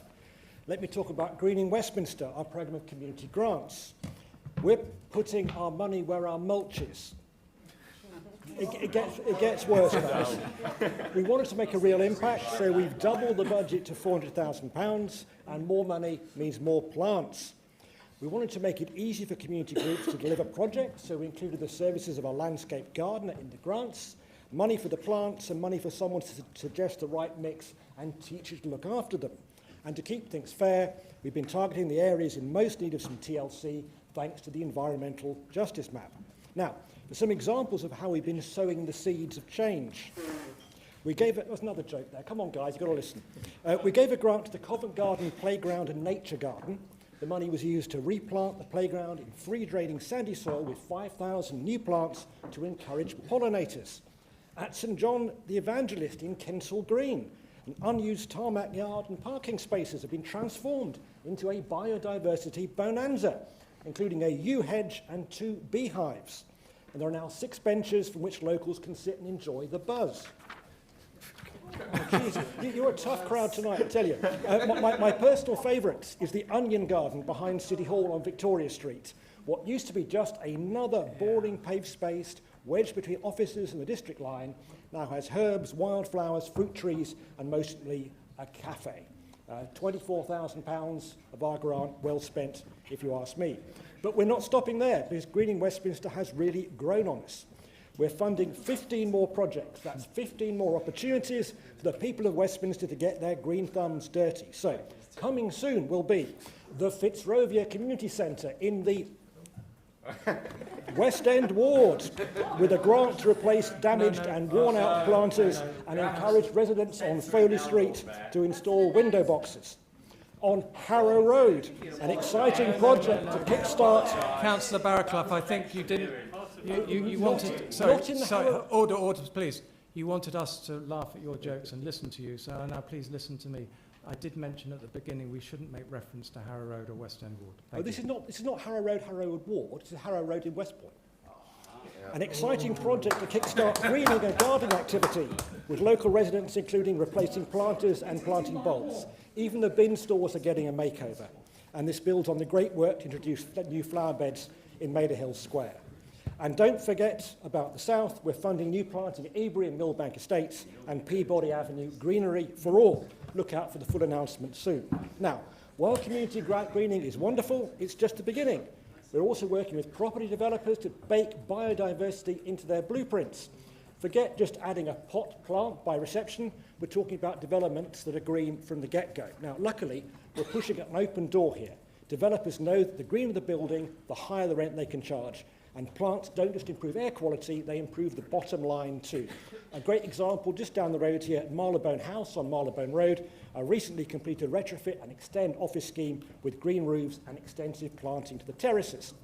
This building has a 0.3 urban greening factor, which means 30% of the site is covered with foliage. That's great. But biodiversity is more than just grass and leaves, which is why national policy is now calling for a 10% increase in biodiversity for non-householder applications. Now, of course, in Westminster, sites often have no life at all, animal or vegetable. So a 10% increase is not very much. So that's why we're going to be requiring a 30% improvement in biodiversity in our new environment supplementary planning document. Now, the sharp-eyed amongst you will realise that a 30% increase on zero is still zero. So we'll be insisting on minimum baseline in terms of biodiversity units. Now, the units are based on better habitats, and the calculator doesn't give you any points for infrastructure that encourages particular species, such as swift bricks or bat boxes. Now, we want to encourage birds and bats, so we're going to add those into our environment SPD. And finally, we're not falling for the old trick where developers plant trees in Wales while paving over Westminster. If there's going to be biodiversity, it's going to be here where it is needed. So let's keep greening, keep planting, and keep buzzing quite literally into a brighter and greener future. Thank you. Thank you. Councillor Pitt-Ford. Thank you, Lord Mayor. Now, I know when this council voted on the ecological emergency last year, a few of my colleagues across the aisle were puzzled when I chose to abstain. There were shouts, how could I, of all people, hold back on something so critical? No one said that. Well, to those voices, let me say this. Bring forward a motion on ecology that I can't in good conscience abstain from, and I will vote for it. Because here's the deal. How can any of us, with a straight face, say yes to more consultations, more workshops, more talking shops, and more promises, when what we need is action? We've been down this road before. We have the Westminster Biodiversity Action Plan in 2019. We had the Greener City Action Plan in 2015. We had the Green Spaces Strategy in 2014. We've identified the gaps, pinpointed the areas lacking green space, and yes, in some cases, like the Strand project, conceived under the previous Conservative administration, we've made some real strides forward. But in others, Sussex Street Play Area, for example, we're missing huge opportunities. Time and time again, reports have identified the lack of green space here, yet your administration planned to build on the only opportunity for public green space. Not true. What we need is clear targets. Some might call it leadership. It's time we stop dancing around the issue and start asking the tough questions. How many car parking spaces need to give way to trees, and by when? How many miles of hedgerows can we plant? How many? Tell us. How do we create more parks? Because these are the real debates. Not sure your colleagues are up for that. I was going to say Not that, only this, but how do we do this in the most deficient areas? 5 wards have less than 10% canopy cover, leaving them heavily exposed to climate change and air quality issues. And I'll give credit where it's due. We are moving in the right direction, at least in some ways. Yeah. We've seen some improvements in public realm projects. Absolutely. But here's the thing, moving in the right direction and actually arriving at your destination on time, those are 2 very different things. We can't afford to crawl towards our goals while the world around us is changing in ways that cannot be reversed. I've heard a lot of talk tonight about ongoing work and long-term plans. But let's be real, if we're serious about addressing this ecological emergency, we need action, and we need it now. What we need are annual objectives and the investment to back them up. Let's talk about setting deadlines and measurable outcomes. Let's talk about rewilding our parks and creating green corridors across Westminster so wildlife can flourish again. Let's rethink our streets, not just adding a few cycle lanes or planting the occasional tree, but greening those streets with shrubs, grasslands, spaces where both people and nature can thrive. These aren't radical ideas. Cities across the world are doing this. And yes, we've made some progress here too. But why are we still sitting back, content with more strategies and reviews, while the natural world around us continues to decline? What we need, Lord Mayor, is strong leadership. We need annual targets for planting trees, thousands of them. We need annual targets for turning our paved areas into havens for biodiversity, acres of it. We need annual targets for planting hedgerows, miles of it. So let's stop talking about what we want to do in 2050. Let's talk about what needs to happen this year and next year. Let's debate what we're willing to remove to make way for biodiversity, and then bring forward a plan we can vote for. That's how you'll get my support, and that's how we'll start to solve this crisis. Thank you, Lord Mayor. Thank you. Thank you. I now call Councillor Jude to reply. Thank you, Lord Mayor. Thank you, colleagues, for all of your various comments. I'll just come back on a few of them. Jason, thanks for talking through the experience of your residents on Churchill Gardens. Peaceful and attractive area for residents to enjoy, as I described the wildflower meadow. I couldn't agree more. And that's why we're so keen to get more of those in with our current work for greening our housing estates. One of the many things that we're doing, outlining the strategy, which I didn't have time to cover in my 5-minute speech. Iman, again, speaks so passionately about growing up here, learning to ride a bike in one of our green spaces. Please do teach Councillor de Moldenberg if you get some time. It sounds like you do with a few lessons. But as you said, it doesn't have to be grand or expansive to get our green space. And that's where a lot of councils have gone wrong in the past. Which brings me to Councillor Barakoff's comments on the Greening Westminster Fund, and in particular, the biodiversity net gain measure. The 30% target, which we're going to be consulting on, the SPD, would be leading in the country. When everyone else is settling at the 10%, some of them pushing for 20%, we're really going ahead to show leadership here in Westminster. And I'm delighted that Swift Bricks and Bat Boxes are confirmed to be in it. You all know my feelings about those. Councillor Pittford, I said last year it was a shame when you abstained. Luckily for you, there is no vote tonight. We're just going to be discussing. But given everything you've said, if there was a vote, I'm really pleased that you probably would have voted in favour of it. Talking about action, we went through a lot of what's going on with Councillor Barakoff already, with Green and Westminster Fund, with BNG. Again, when you get the strategy, happy to sit down and talk through the actions that have already happened. No Mo May, banning of glyphosate. In fact, we've done so much action in climate and nature that we're ranked the top council in the whole country on climate and nature, which, you know, I'd like to think that that is some sort of achievement. You mentioned, I'm really happy you mentioned the 2019 strategy, because it had biodiversity in the name, and it was in name only. In fact, at the start of the strategy, it mentioned the statutory requirement for councils to give regard to biodiversity, which, if you read the detailed strategy, is the only reason it really gets mentioned. In fact, I would ask you which action in that you're most proud of, because I could tell you they weren't delivered. None of them were delivered. The annual monitoring that you asked for, I agree. Again, that 2019 strategy said it would happen. There was not a single annual report off the back of it. So what we are doing is actually delivering on what we're saying we will be doing. So the greening Westminster, 30% biodiversity net gain, rewilding parts of our city, greening our parks and trees. In the first year of our administration, we planted 33% more trees than you did in your final year. Biodiversity is not just a nice to have. The Green Infrastructure Audit references all the studies that show the positive impact that our green spaces can have on health, on the economy, and on everything else that my colleagues have already touched on today. With this strategy, and I quote from the Green Infrastructure Audit here about the 2019 Biodiversity Action Plan, this strategy will replace the 2019 Biodiversity Action Plan, which did not provide analysis or actions in terms of any ecological sites, habitats, or species. That is a quote from the independent consultant that undertook our audit. So, I am delighted to be launching our strategy that really shows how seriously this administration is taking the ecological emergency. With our dedicated team and our resources to deliver this, the strong partnerships that we have built up across the city and the work across different teams in the council to already be delivering on the vision set out in the strategy. I know that we will see an improvement in our green infrastructure and our biodiversity in Labour-run Westminster. Thank you. Yeah. Thank you, Councillor Duke. That concludes the debate on the item chosen by the majority party.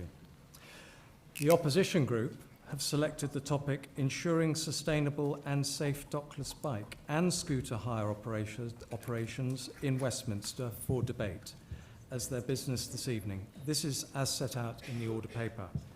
I now call upon Councillor Pitt Ford to open the debate. Thank you, Lord Mayor. My fellow councillors, let me paint a picture for you. Right now, here in Westminster, we are playing a game of musical chairs with e-bikes. We're asking thousands of people to cycle around this great city of ours. And when they arrive at their destination, well, it's anyone's guess if they'll find a place to park. The losers risk being fined in either money or time. And just to make it even more interesting, every now and then we take away a parking bay if it gets too busy, as we did. Yes, you heard that correct. A parking bay got too busy, so rather than responding by adding capacity, this Labour administration removed it. This summer, we saw the demand for e-bike usage surge like never before, smashing records for journeys made. People are embracing this cleaner, faster, and more efficient way to get round. But what we haven't seen surge is the number of parking spots for these bikes. Imagine, if you will, that we reduced car parking spaces by 40%, then turned around and got upset when people started parking on the pavement or double yellow lines. What I'm saying is the majority of e-bike riders want to do the right thing, but this Labour administration is making that very difficult for them, which is leading to the issues we are seeing on our streets. Very interesting. Looking at the numbers, in March we had roughly 4,800 parking spaces, 386 bays, and 3,400 bikes. Fast forward to summer, and we estimate the number of bikes was roughly 7,000, which would mean that we currently have 2,000 fewer spaces, 161 bays than we need. And next summer, that will be even worse. So adding 10% to the number of bays doesn't work. We need to be adding 40% as a minimum. And let's zoom out a little bit here.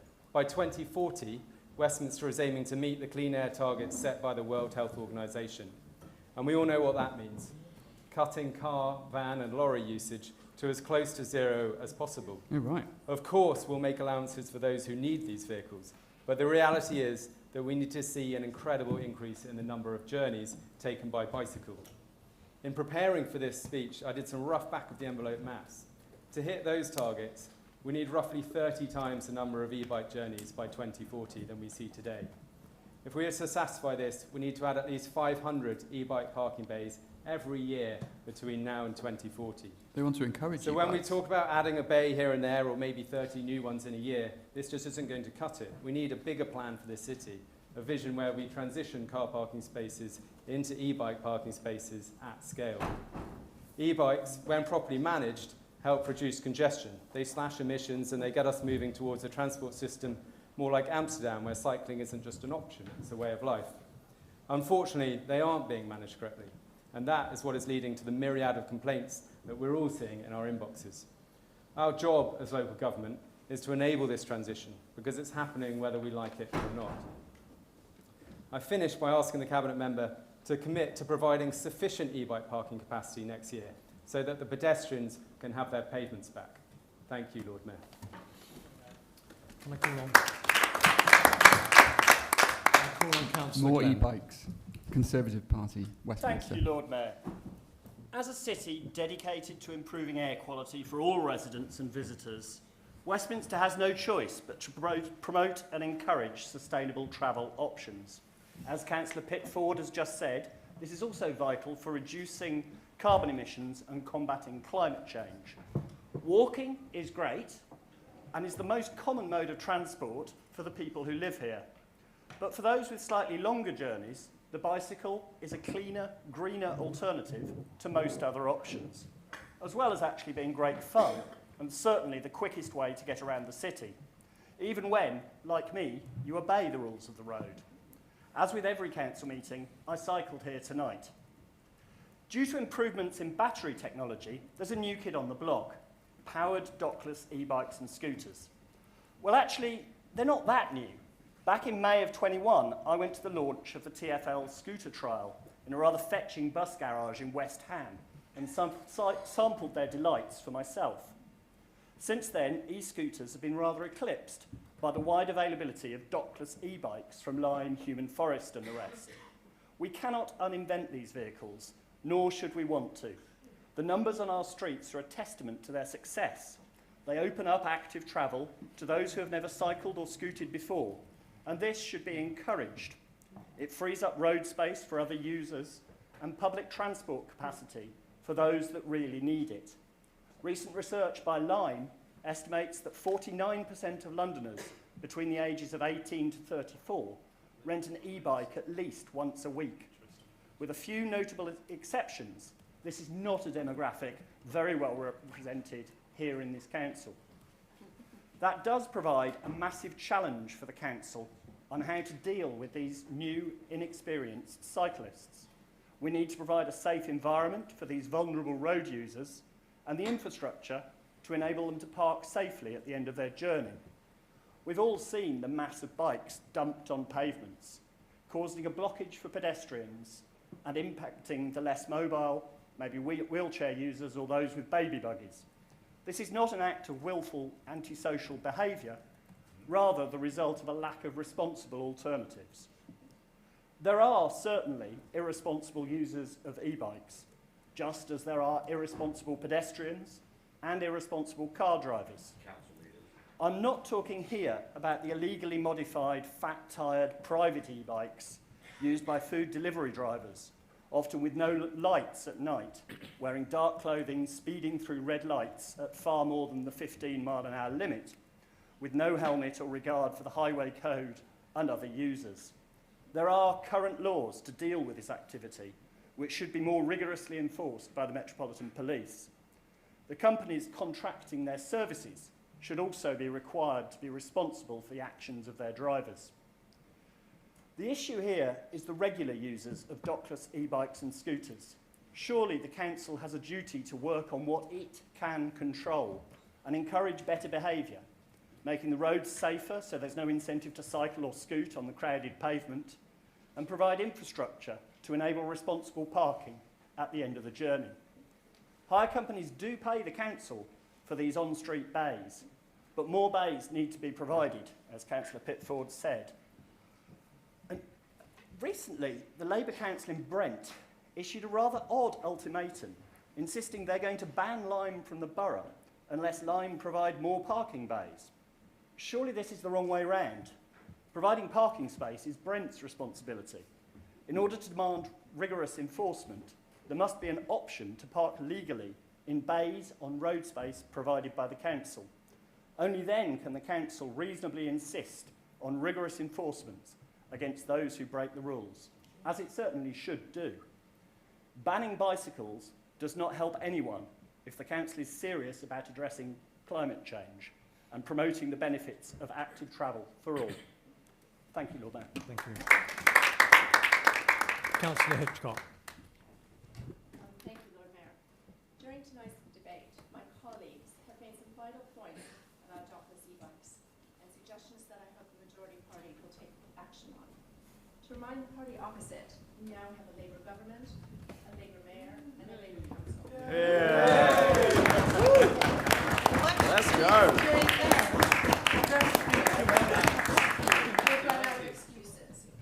is no denying that e-bikes are a fantastic way to get around our city. They are easy, clean, green, and relatively affordable. But there is a price to pay: street clutter and obstruction to our pavements. And the people who are paying the price are those who are often elderly or disabled. Don't Labour rightly talk a great deal about protecting our most vulnerable in society?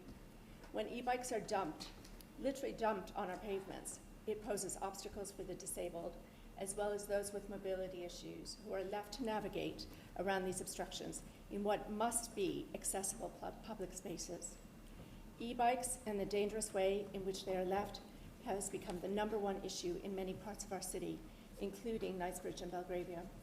Our 3 amenity societies, the Knightsbridge Association, the Belgravia Society, and the Belgravia Residents Association, have sent numerous emails and countless photos over the past couple of years showing the ever-worsening situation caused by e-bikes. Although we welcome the fact that, having raised concerns several times, the Council finally did listen to us and have moved the Montpellier Street and Ennismore Garden e-bike bays, but they have inexplicably still refused to address the Ebury Street bay, which, due to overcrowding, is a significant risk to residents. As a council, we support those who are disabled or those who have mobility issues, but there's a huge contrast between the rigorous measures which are rightly imposed on developers to ensure DDA accessibility compliance and the lack of enforcement on e-bikes. It raises important moral questions. As a council, we extract heavy financial Section 106 pavements from developers to limit street clutter, to improve pedestrian movement, and to provide bike racks. Yet the regulation regarding e-bike providers is opaque at best, not complied with, and is minimally enforced. When it comes to licensing, tables and chairs will normally only be allowed directly outside a premises at the back of the footway. We will require sufficient space on the pavement to allow pedestrians, wheelchair users, disabled people, the elderly, and those with prams and buggies to pass along safely and easily. But however diligently we may enforce licensing and planning regulations, it becomes meaningless when a few feet down the road there are dumped e-bikes. And if we move away from the topic of disabled residents and their needs to one of cleanliness and aesthetics in our city, what is the difference between rubbish on our pavements and dumped e-bikes? Both are unsightly and a hazard. Both, undealt with, degrade our surroundings and make Westminster a lesser place to be. Councillor de Moldenberg, you need to do 2 things. 1, provide more e-bike parking bays. The number currently available is clearly insufficient to cope with the number of e-bikes in the city. And number 2, recognize that the softly approach this council has taken with the e-bike operators over the past 2 years is not working. Warning letters are not taken heed of. Only large fines issued by the operators when their bikes are left in inappropriate locations will sharpen the minds of their customers and prompt them to park their bikes responsibly. I believe these 2 actions will go a long way to solving this ever-worsening problem and will make our city streets safe and accessible for our disabled residents and far more attractive for all of us. Thank you, Lord Mayor. Well done. Councillor Shearer. Thank you, Lord Mayor. Unlike a number of colleagues in this chamber, including Councillor de Moldenberg, I do ride e-bikes and e-scooters, so I do know how they work firsthand. And this is really important. How the apps vet you, the information they have, how the GPS controls where you lock and unlock the vehicle, and the photo requirements to prove your parking. E-bikes and scooters have changed the way I and thousands of people every day travel around our city. They have significant benefits that my colleagues have outlined: no congestion, 0 emissions, physical exercise, etc. They also have significant pitfalls, especially when it comes to poorly controlled parking. The fact that bikes are so popular should be embraced, and this should mean that this council makes them a priority. The fact we are still facing the same parking issues since the arrival of the e-bikes in the mid-2001s is at best worrying and at worst a disservice. When I was Deputy Cabinet Mayor for City Management and the e-scooters arrived, we worked closely with the hire companies and communities to get the system right. It wasn't perfect to start with. The GPS around some bays needed tweaking. the go-slow zones were eradicated because they were dangerous for scooter riders in places. But we got there, and quickly. Changes could be made within hours because the GPS zones track the location of the vehicle to the nearest meter. Another example, last year in the summer, before parking areas were created, we were having significant problems with e-bikes in the Covent Garden Piazza. A meeting was called with the council ward officers and hire operators. We walked the streets, agreed to ban the bikes from the Piazza and some nearby streets, and we designated temporary bays because formal bays didn't exist then. The GPS was updated that day within hours, and the revised parking scheme came into force. Not one bike has since been in an excluded zone in Covent Garden since, and the majority of temporary locations were formalised, which we were pleased to see. I appreciate the whole of Westminster is a larger scale and a much more complicated jigsaw, but having worked on these examples firsthand and seen the effects of collaboration and decision-making, why on earth has so little progress been made to date? Why are there issues with bikes parked across pavements when they can be limited to a specific area within a metre? Why are there still designated parking areas, especially on pavements, that simply don't work or overspill and carry numerous complaints? Why are there parking areas without delineated white lines, which should mark where the bikes can be parked, but more importantly set the GPS boundary which officers can check? Every bike is tracked, every user's details and journey is traced. Every time a bike is parked, it is photographed, and every square metre of Westminster can be controlled via the hire companies through their GPS tools. The e-bike problem is particularly acute in the central areas of Westminster. Commuter movements and events means there is an influx of bikes to certain locations each day.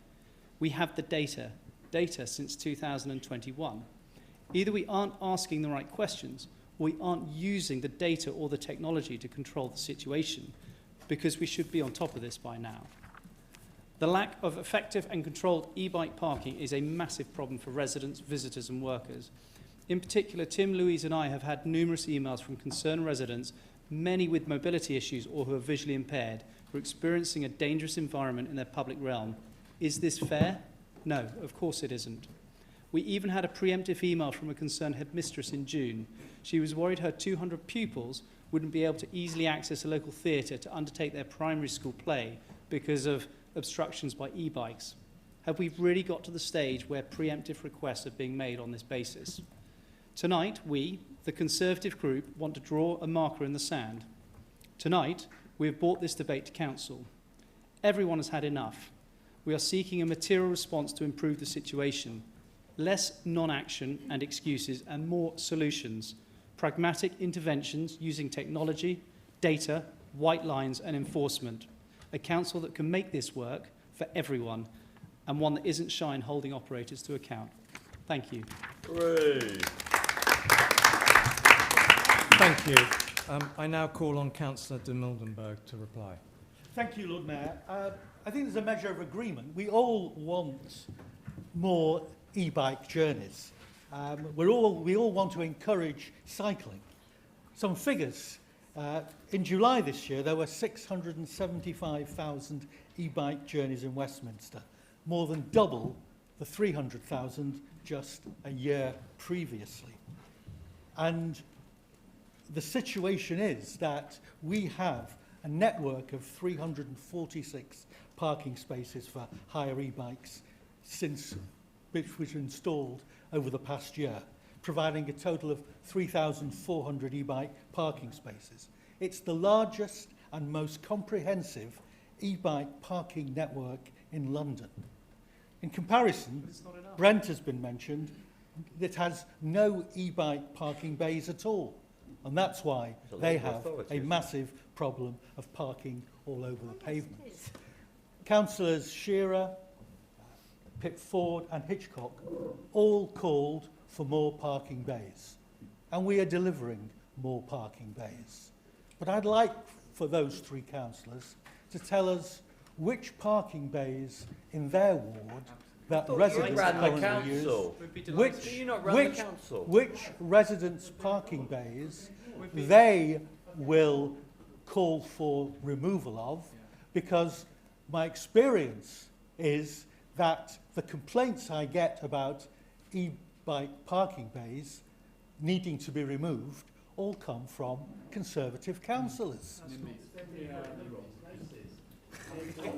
When they're in the wrong places, as Councillor Hitchcock reminded the council, we respond to that positively, and the two that she mentioned that were in her ward have been relocated. And I've had letters of thanks from her constituents thanking me for relocating. Did you write that? Relocating the e-bike bays to a more appropriate place. And we've done that across the city, where it's clear that the bays that we installed were not working. We've responded. And we have a programme of expanding our number of e-bike parking bays, because I agree, if we're going to encourage more parking, if we're going to encourage more parking, then we need to provide the facilities for people to park. It's not rocket science. I've said we provide parking for motor cars, we should provide parking for bikes. Indeed, we have more parking stands for bikes than we do for visitor parking. We have 17,000 Sheffield stands in Westminster compared to something like 9,000 car parking spaces for visitor parking. So we are providing the number of parking spaces needed, but I agree we need more, and we're doing it in real time to try and keep a pace of the growth on e-bikes as well. We've called on the e-bike operators to improve their act. The geofencing that Lyme in particular use is absolutely appalling. It will not give a location precise enough for 1 metre. It's around 15 metres. And that's why the bikes are parked across the road. We are harassing Lyme to improve their geofencing, because that's the only way in which the system will work. And don't forget that the e-bike operators do not require permission to do anything. They don't require permission to operate, they don't require permission to bring their bikes into Westminster. And there's nothing we can do until we have a change in the law, which we are urging the new government to introduce within the English devolution bill. And we are confident that this will happen. We're also harassing Lyme to increase the number of rangers, so that bikes that are badly parked are moved within the statutory contractual 1 hour. There's a huge amount of other demands that we're making on the e-bike operators, but at the end of the day, we need the power to be able to impose a £150 fine on riders or operators who do not keep to the regulations to keep the bikes safe and out of the way of obstructing the pavement. Thank you, Lord Mayor. Thank you, Councillor. That concludes the debate on the item chosen by the opposition party. Well done, Tim. Agenda item 15, notice of motion.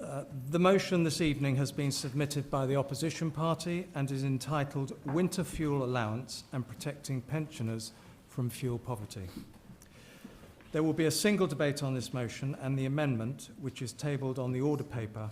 I will then call the votes. Again, the names of those down to speak are tabled on the order paper, and each speaker has up to 5 minutes. I now call Councillor Dean to move the motion. Hear, hear. Thank you, Lord Mayor. This so-called caring Labour government has chosen to scrap winter fuel payments for potentially up to 25,000 pensioners in Westminster, despite promising to protect the benefit during the general election.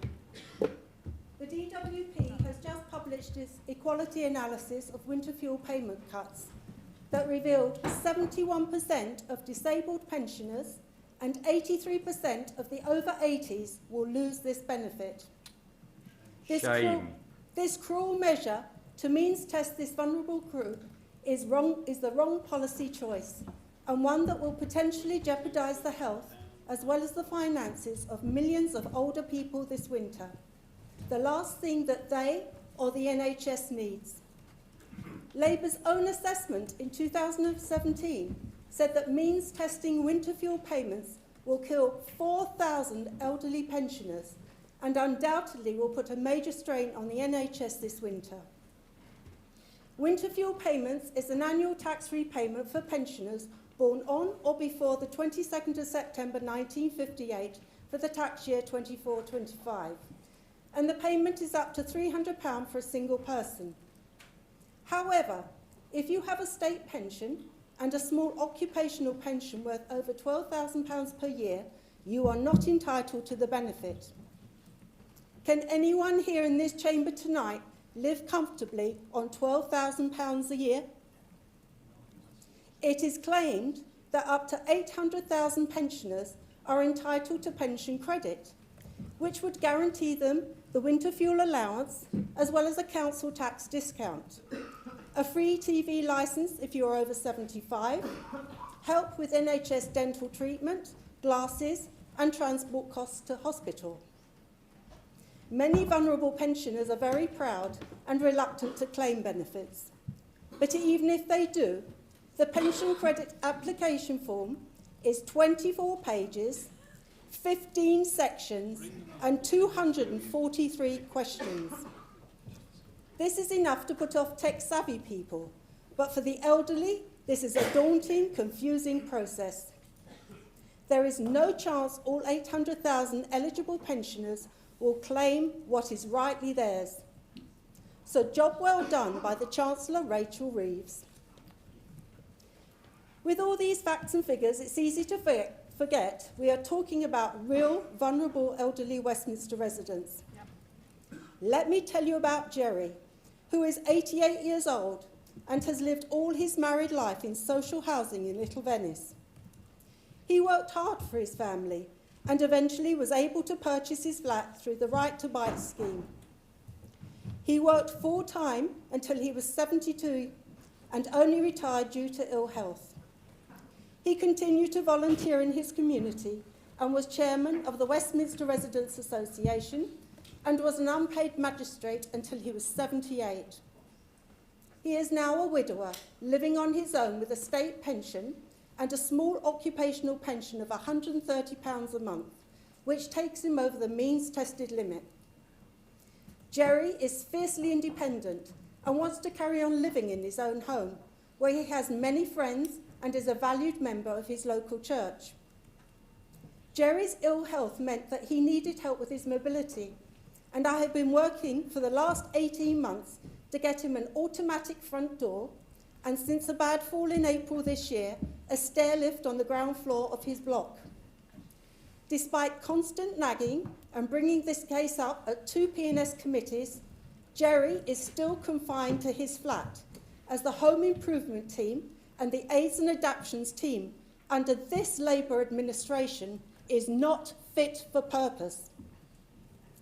This winter, Jerry is having to pay for carers since his fall, meaning his savings have dwindled to less than £5,000 and will continue to diminish.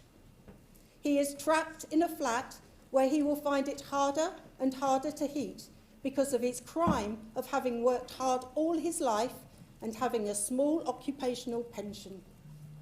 There are thousands of desperate pensioners in Westminster who are in a similar position. The new Westminster Labour MPs, Rachel Blake and Georgia Gord, both voted to remove the winter fuel payment for many pensioners in Westminster. Labour like to talk the talk about a fairer Westminster.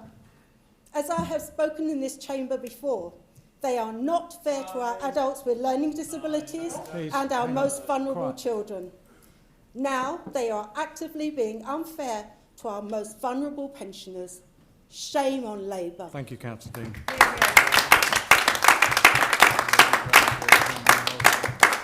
I now call on Councillor Mitchell to second the motion. Thank you, Lord Mayor. I second the motion. I reserve the right to reply to the debate.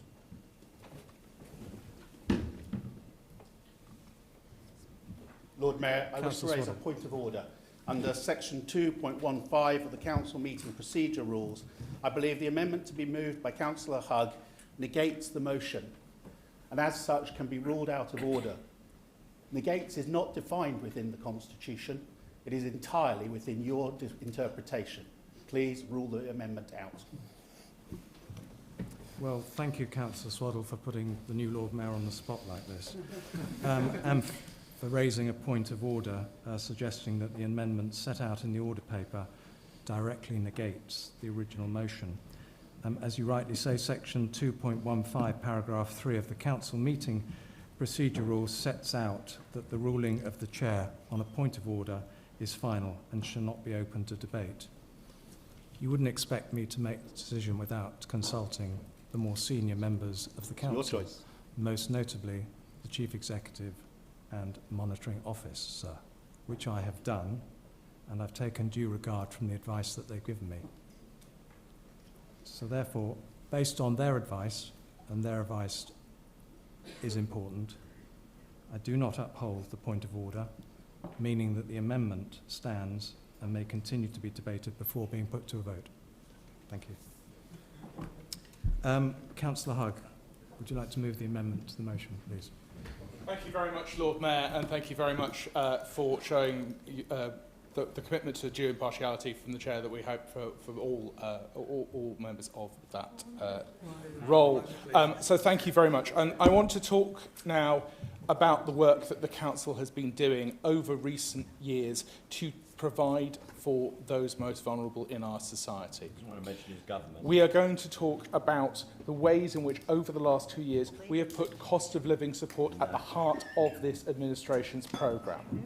We've rolled out initiatives across Westminster, working to provide advice provision and outreach visits through Age UK, targeting minority groups and through groups like Medea, Muso and Kulan.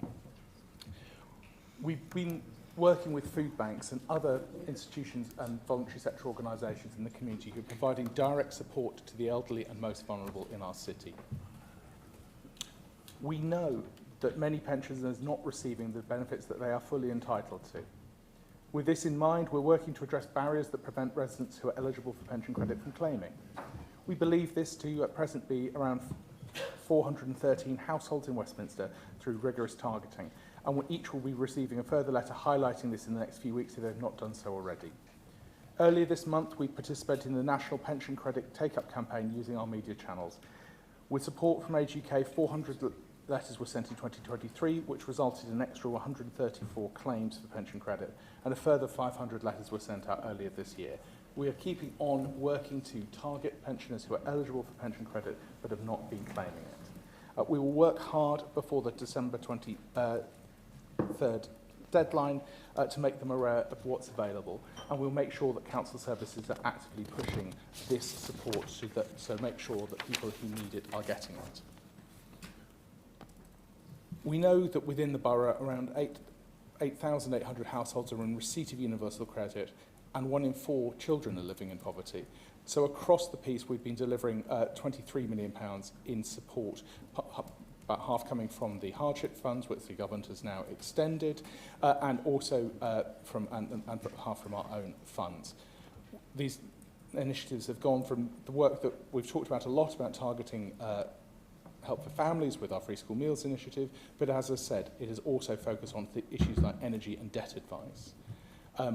We've been working to help people through the cold weather with our Winter in the City programmes that we've done over the last few years.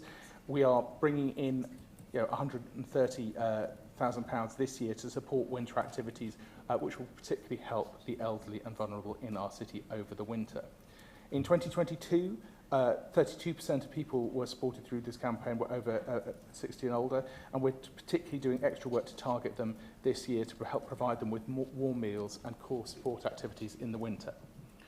We will, as an administration, continue to focus locally to support the most vulnerable elderly people and focus on alleviating fuel poverty this winter. So I would definitely encourage all residents to consider what they're entitled to, and we're happy to work with them to tackle some of the bureaucratic obstacles that Councillor Dean outlined. following on from what she said, we will make sure that that Jerry's case is looked into further. I'm aware. I believe it may be is it Jerry Bolton? Oh, sorry. Jerry Bolton. Sorry, apologies. Sorry, we will work. So I just want to confirm that that's the case. We will work to assist that person, as again, because I've known him for a long time too, and I'm very sorry to hear that he is in that situation. So we will pick that up. What I wanted to say more broadly is that we know the scale of the challenge that our residents face. We have, and they are dealing with the consequences of 14 years of Conservative government that have let this country down and brought us into a parlous phase where difficult decisions have had to be made to tackle the £22 billion black hole in the public finances.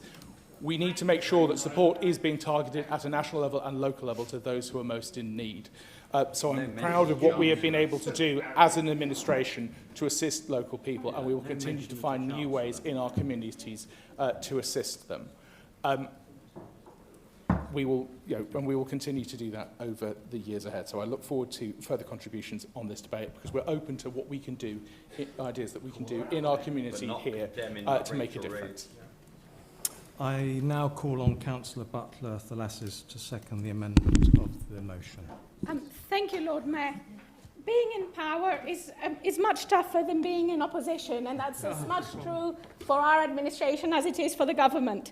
And for this reason, in order to write this speech, I had to centre myself by going back to my happy place, the 2012 Paralympic Games, where, of course, it's lovely to watch Ellie Simmonds win 2 gold medals. But for me, the highlight is to watch, once again, when the audience of disabled people and others united as one to boo George Osborne for quite a long time. And now it's Rachel Reeves. They were expressing their anger at the government's introduction of personal independence payments and the universal credit.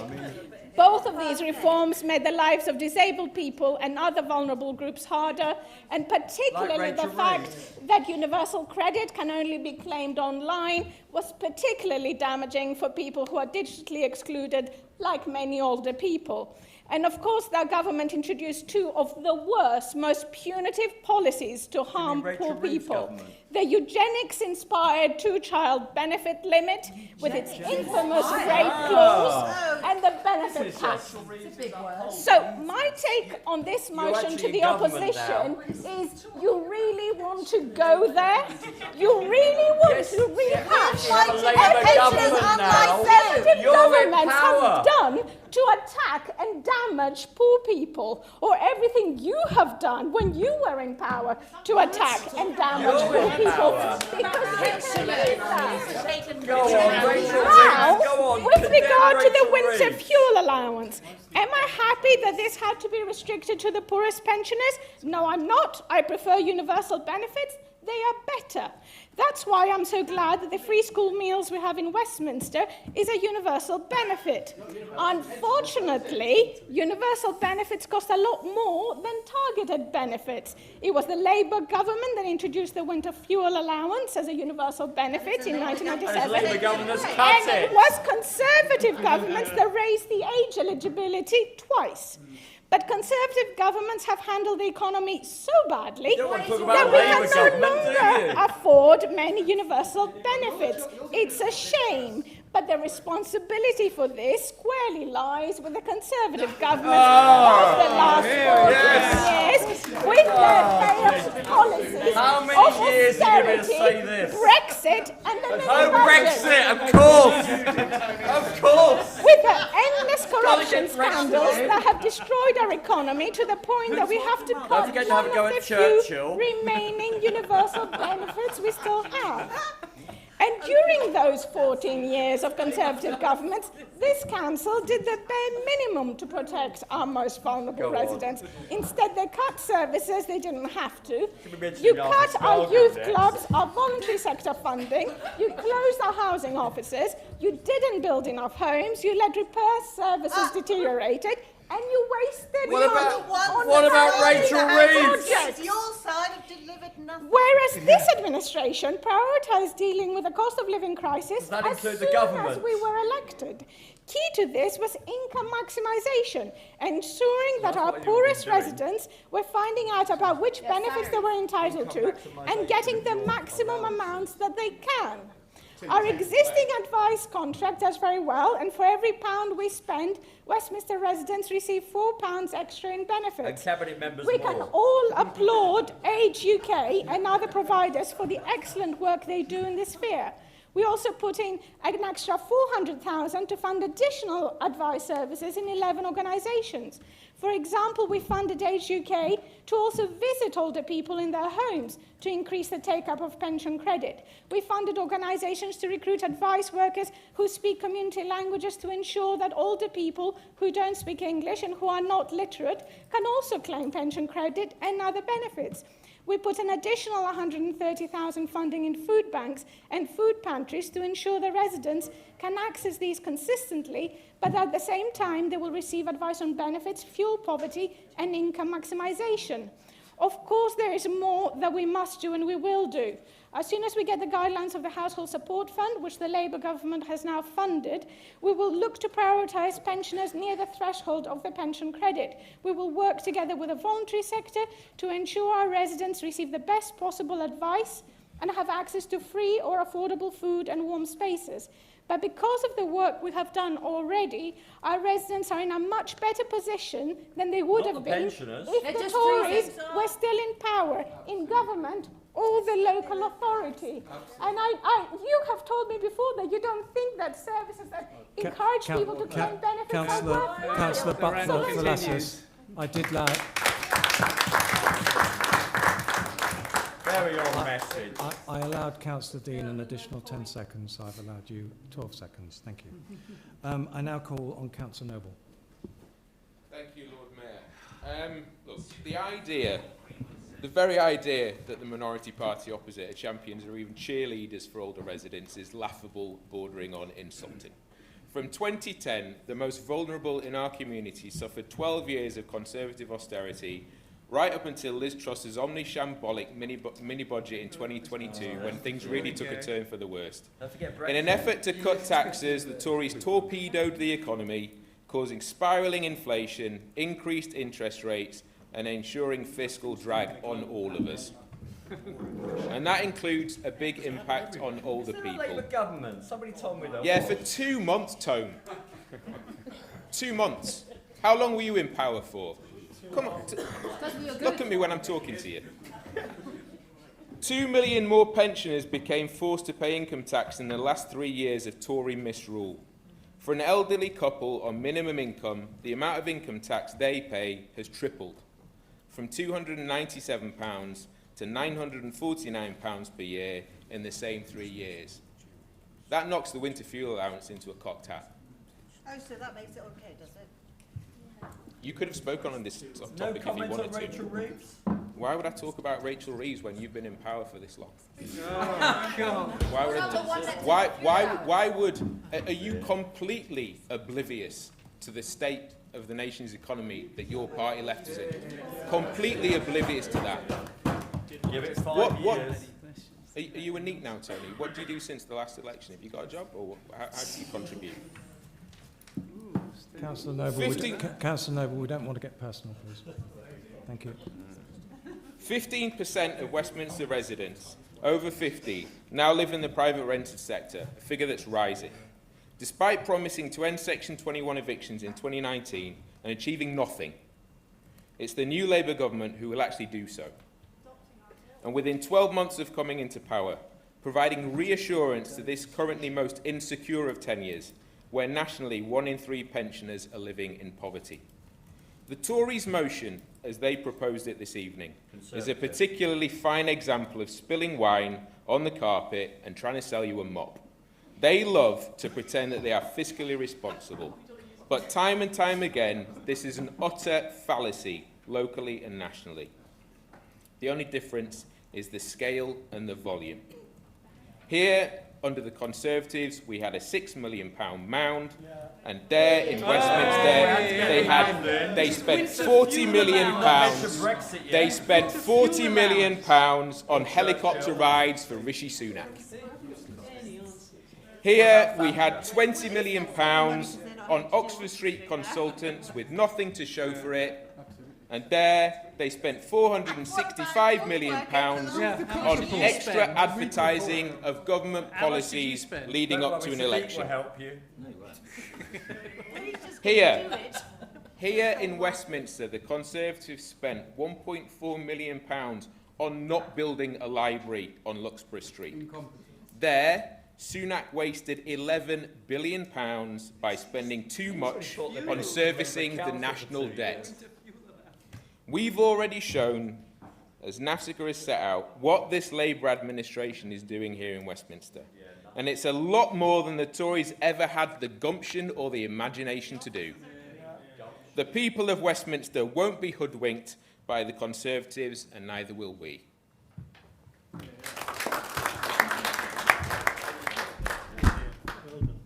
Councillor Noble, you may recall earlier in the meeting I did say please don't refer to Harrow Road or West End Ward.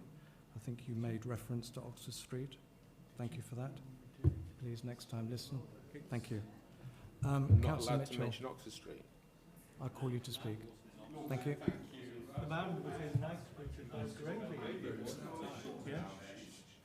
Yesterday saw the end of the Mayor of London's honeymoon with Westminster Labour. And at the end of July, we saw the end of the Prime Minister's, perhaps it's the shortest lived political honeymoon, the Chancellor's and the Prime Minister's honeymoon with pensioners. Despite all the promises made by Labour, what we are seeing here is a proposal which will impoverish many pensioners who are just above the limit for pension credit. Mini budget. Lord Mayor, I thank Councillor Dean for her speech highlighting the inequities of the government's plan to restrict the winter fuel allowance to recipients just of pension credit, and talking about the experiences of a pensioner in her ward. Lord Mayor, Councillor Hugg repeated the government's line, which I'm sure we will hear many, many times, and I'm sure that Councillor Demish will remind us about the so-called shortfall in public finances, which Treasury officials will not even substantiate. They have not substantiated and given any details. Now, when we came to Councillor Butler-Thalasis, she acknowledged the challenges of being in power. As we all know, politics is about choices, and when you're in power, you can't promise anything, or rather, you can't promise everything. You have to prioritise. And then she went on talking about many other issues, but very rarely about pensioners. And as Councillor Dean highlighted, her department, which is deficient because a pensioner in her ward struggles to live in his own home because adaptations have not been made to his flat. Well, now we turn to Councillor Noble.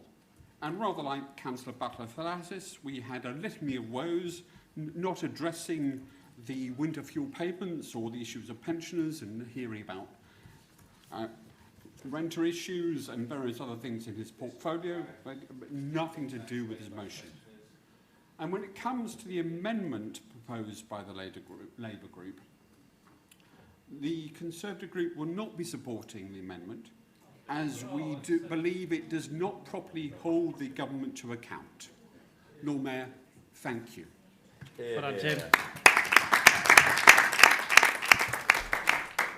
Thank you. So we will now first vote on the amendment to the motion by a show of hands. Those in favour? Those against? Those abstaining? I declare the amendment of the motion carried. We now vote on the amended motion titled Protecting Pensioners from Fuel Poverty by a show of hands. Those in favour? Those against? Those abstaining?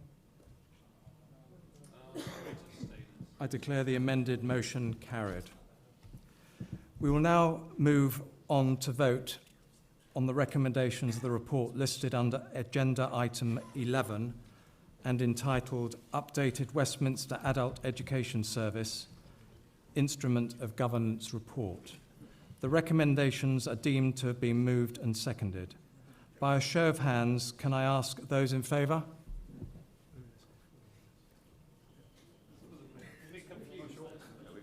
Those against?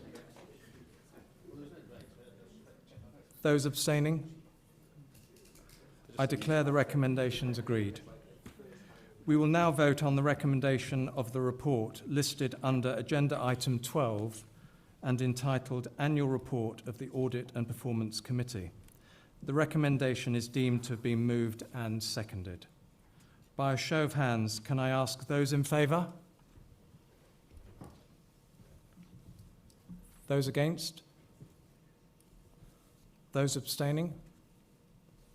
I declare the recommendation agreed.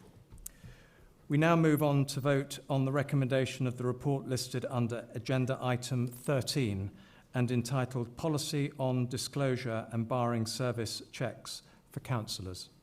The recommendation is deemed to have been moved and seconded. By a show of hands, can I ask those in favour? Those against? Those abstaining? I declare the recommendation agreed. Finally, we will now move on to vote on the recommendation of the report listed under agenda item 14 and entitled Binary Standards Committee Report. The recommendation is deemed to have been moved and seconded. By a show of hands, can I ask those in favour? Those against? Those abstaining? I declare the recommendation agreed. So you'll all be pleased to know that concludes the council meeting. Thank you and good night. Big and want it.